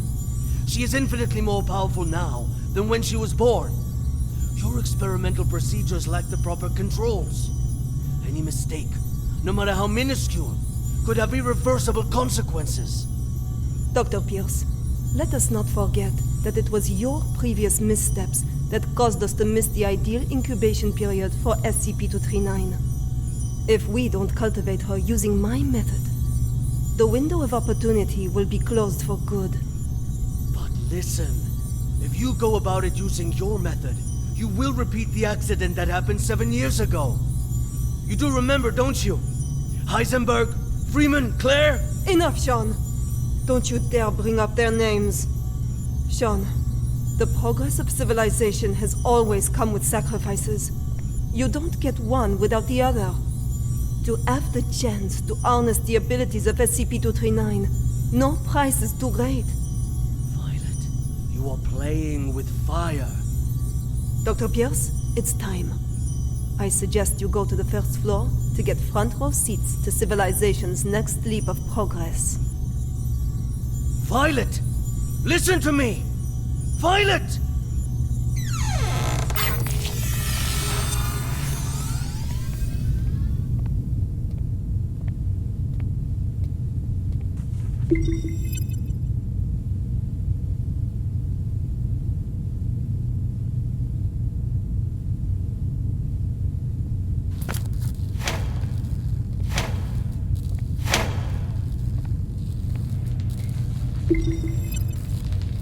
I am Violetta Tattoo, and this is the meter test part 1. SCP-239, do you remember our friend here? The little robin with the pretty feathers? Can you make it come out and play with us? Okay.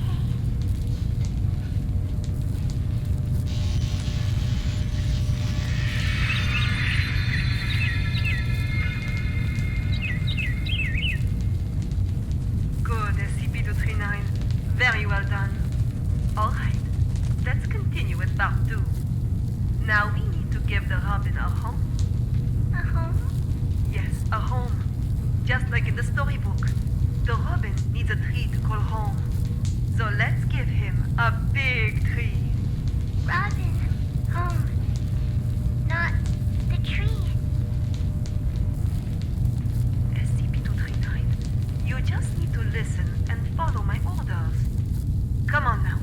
Let's give our good friend the robin a big tree. Home. Not tree. SCP-239, I need you to follow orders and make a tree. SCP-239, if you don't follow orders, there will be no more nice things for you. No toys, no storybooks, no pretty decorations. Back to that cold, ugly room. You don't want that, do you? No. No. Then take the goddamn tree for me. Everyone, no need to panic. This is all standard.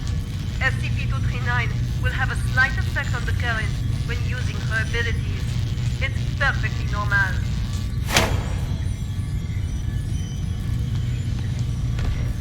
Very well done, SCP-239. Good. Perfect. As you can well see, under my guidance, SCP-239's abilities grow more and more powerful each day. Over time, we will expand the experimental content, and we will see even more advancements. SCP-239, you can stop now. That's enough.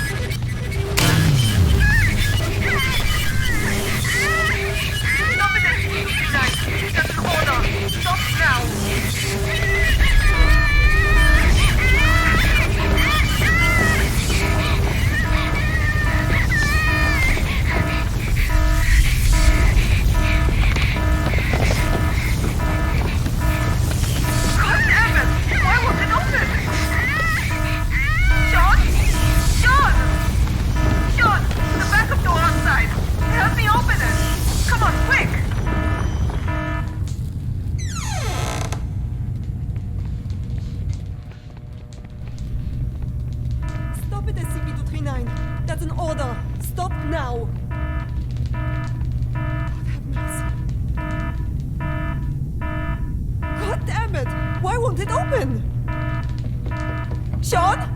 Sean! Sean! The backup door outside! Help me open it! Come on, quick! Violet, I told you you were playing with fire. Cut the bullshit and let me out. She's lost her mind. What are you doing? Open it!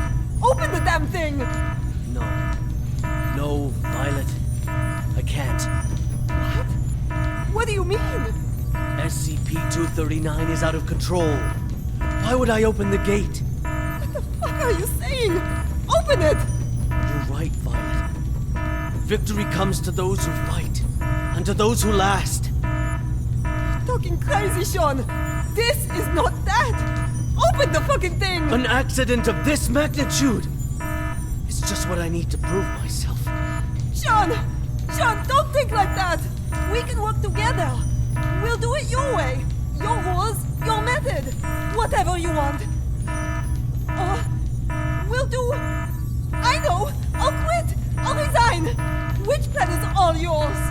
I will use these learnings to improve the plan and equipment. I've never been so certain of success. No, Sean. Let's not think like that.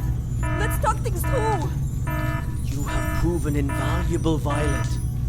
You will not die in vain. No, Sean, no. No, you fucking Sean. I quit. Sean, you should...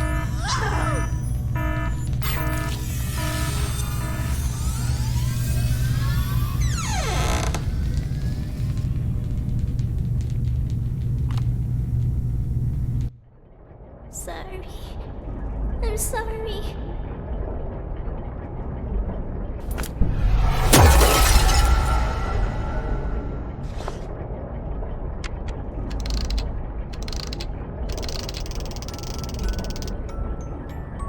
D6744. The energy output is getting out of hand. How much longer? So this is the witch plan, huh? Are we anything more than tools to you? It's not about that. This is about saving the world. Either you fix this, or we're all screwed. That's what I'm doing. Then move your ass and do it already. Yeah, suck my nuts. Quitting the Foundation was the best damn decision of my life.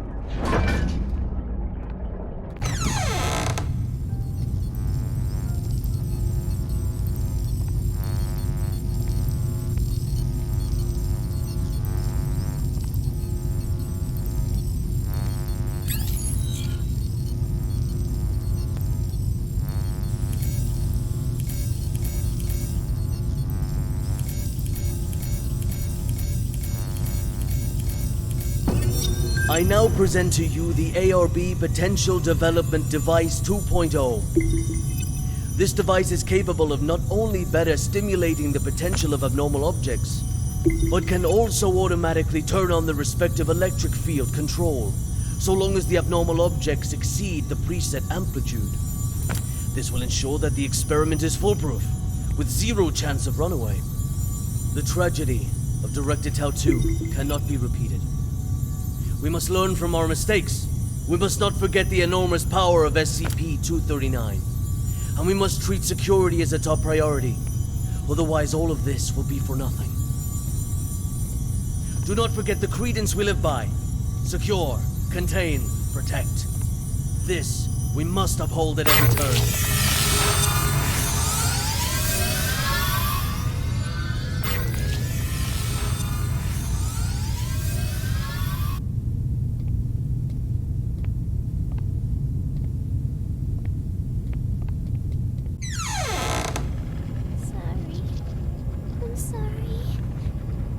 Hi, hello.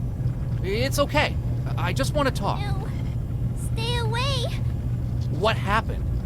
It's not your fault. Away! Oh, shit. You will all die. Die. You will all die.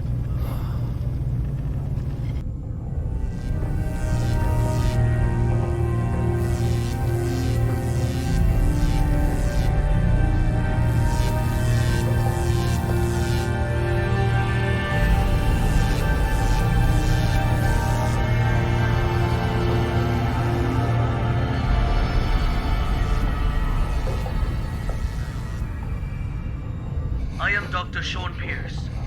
December 25th, 2005. 1630 hours. This is the first experiment of ARP Plan 2.0. SCP-239. We will repeat the previous tests first. Experiment 1. Strength test. Pass rate of 95%. Voltage strength 600 kilovolts. Power on.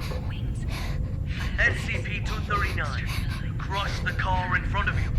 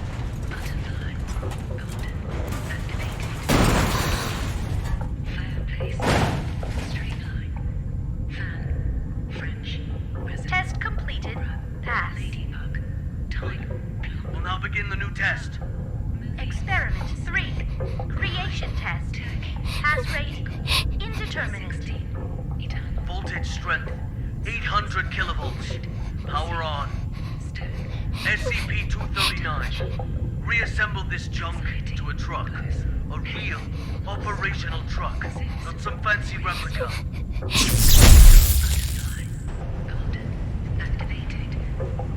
Very well done. Amazing. Fun. I know where the problem is. Do I need to shock you again? Amazing. Fun. To 950 kilovolts. Dr. Pierce, our equipment can't handle that much current. Damn it. I'm the one who's in charge of this experiment. 950 kilovolts, now! Power on! Afraid. Those eyes. Imagine.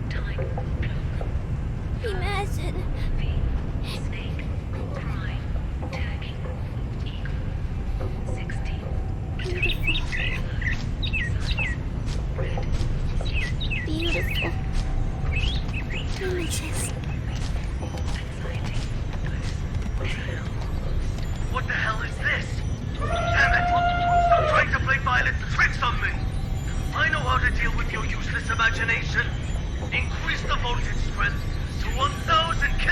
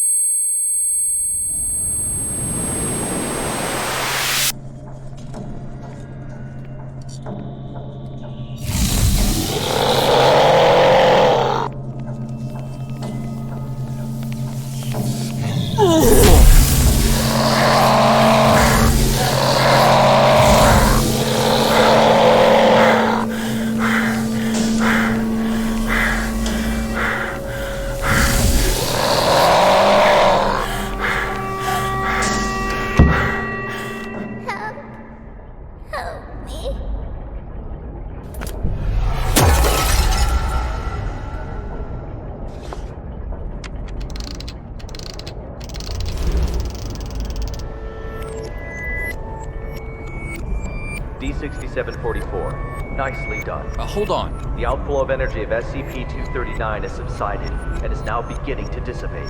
We have regained control. Just hold on. Again, a job well done. The synapse is now ready to be disconnected. Can you just hold the fuck on and listen for a damn change? What's the matter? The problem hasn't yet been solved. She's still lost deep in her mental anguish. That's not our concern. The crisis has been averted. Innumerable lives have been saved. Your mission is complete. My mission's not complete until she is stable.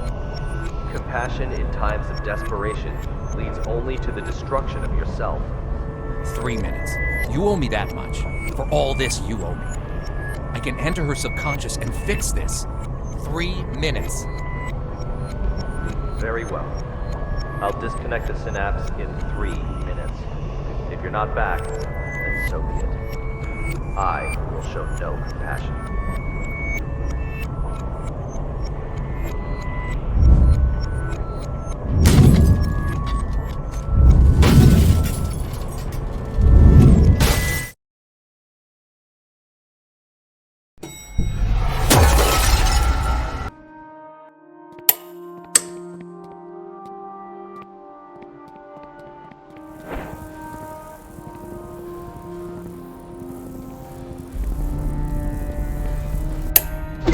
Team Honey Badger has entered the value anomaly area, now quickly approaching. Good. Proceed.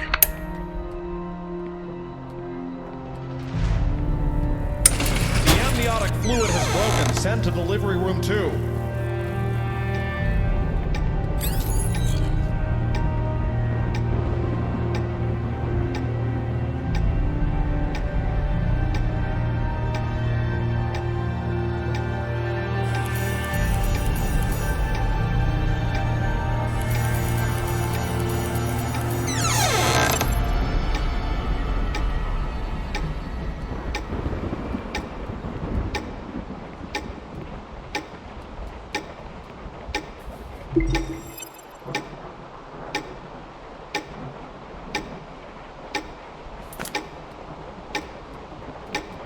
What's going on?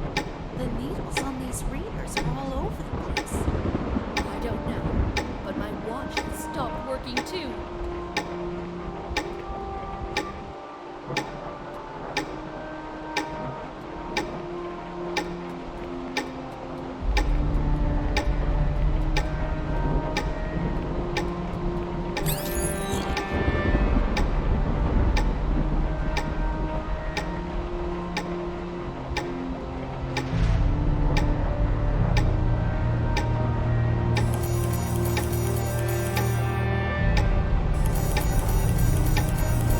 Maternal dystocia, profuse bleeding. Send to operating room now.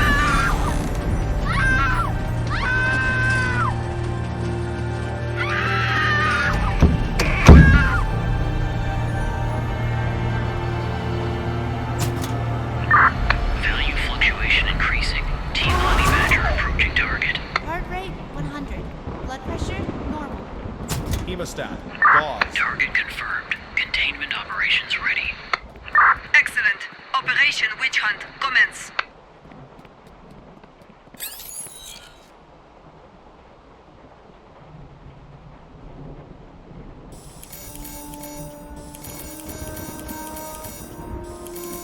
Congratulations, a lovely princess with beautiful blue eyes. You thought of a good name for her? She is my little angel. I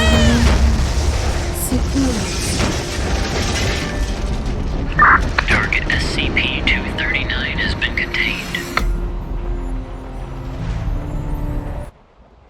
SCP-239!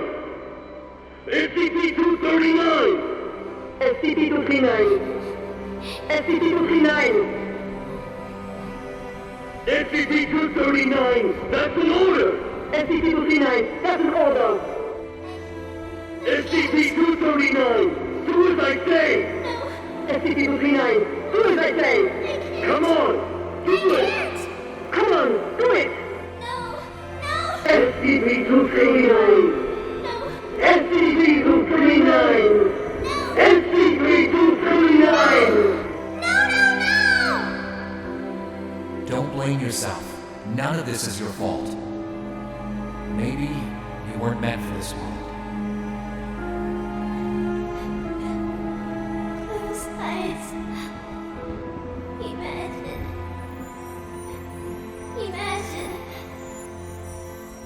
Beautiful. Images.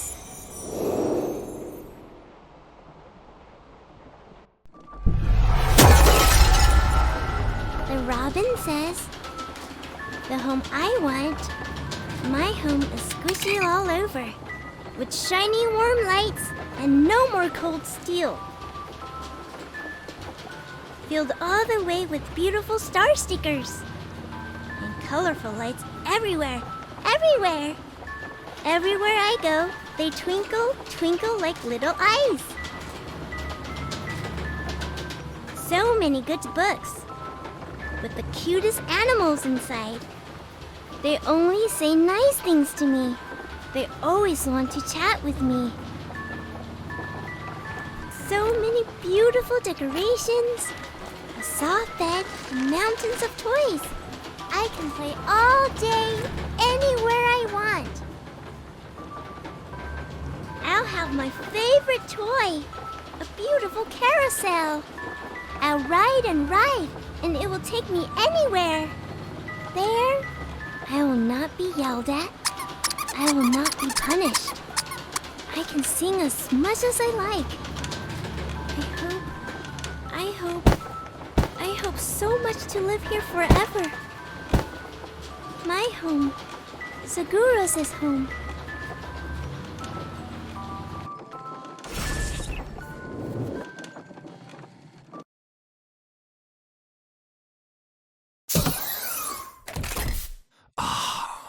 Oh, my head. Take a deep breath. Just some minor side effects from the force disconnection. She's not coming back. What? In the end, she chose to shut off her subconscious. She'll sleep forever, like a plant. Maybe that's for the best. Anyways, our primary concern is the incident report. It'll require some brainstorming. Not my concern. I'll arrange for someone to take you back. See you on the next mission. Not in this lifetime.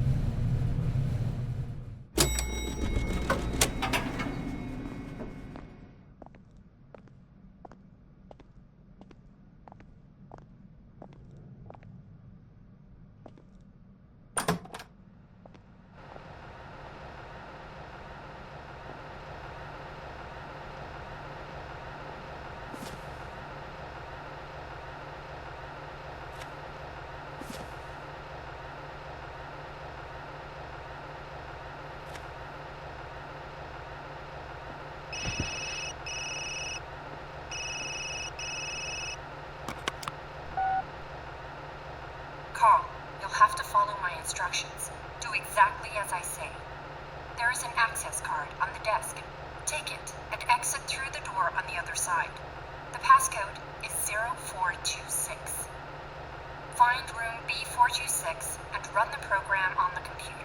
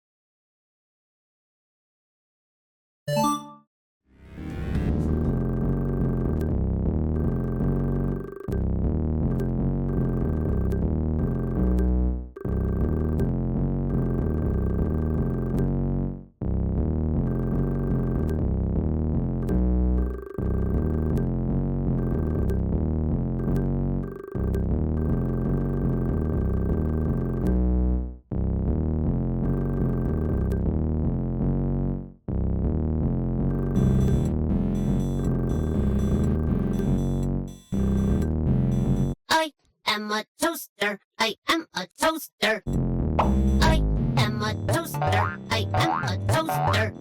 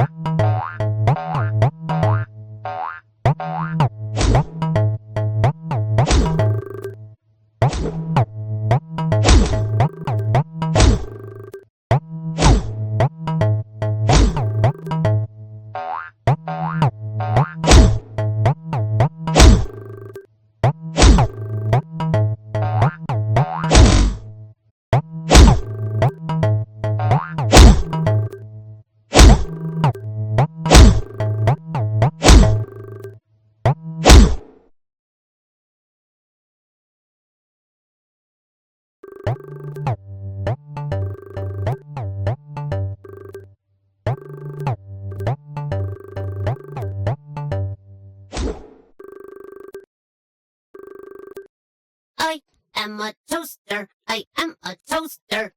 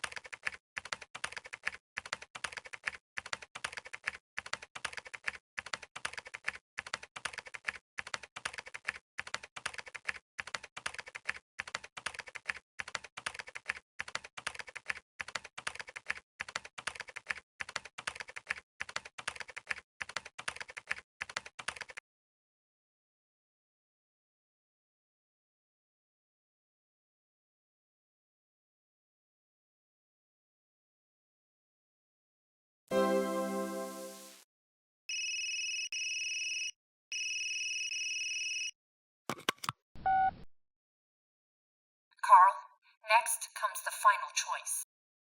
There are 2 doors in front of you, one red, one blue. If you want to give up and leave, go through the red door.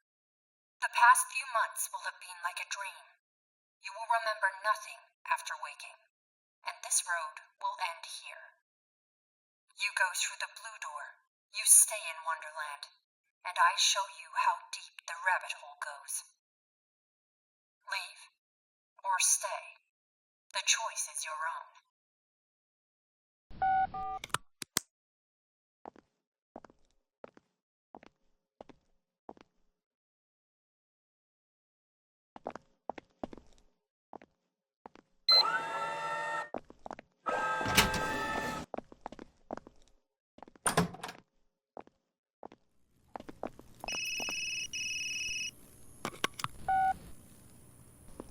Good job, Carl. I'm glad you made it through.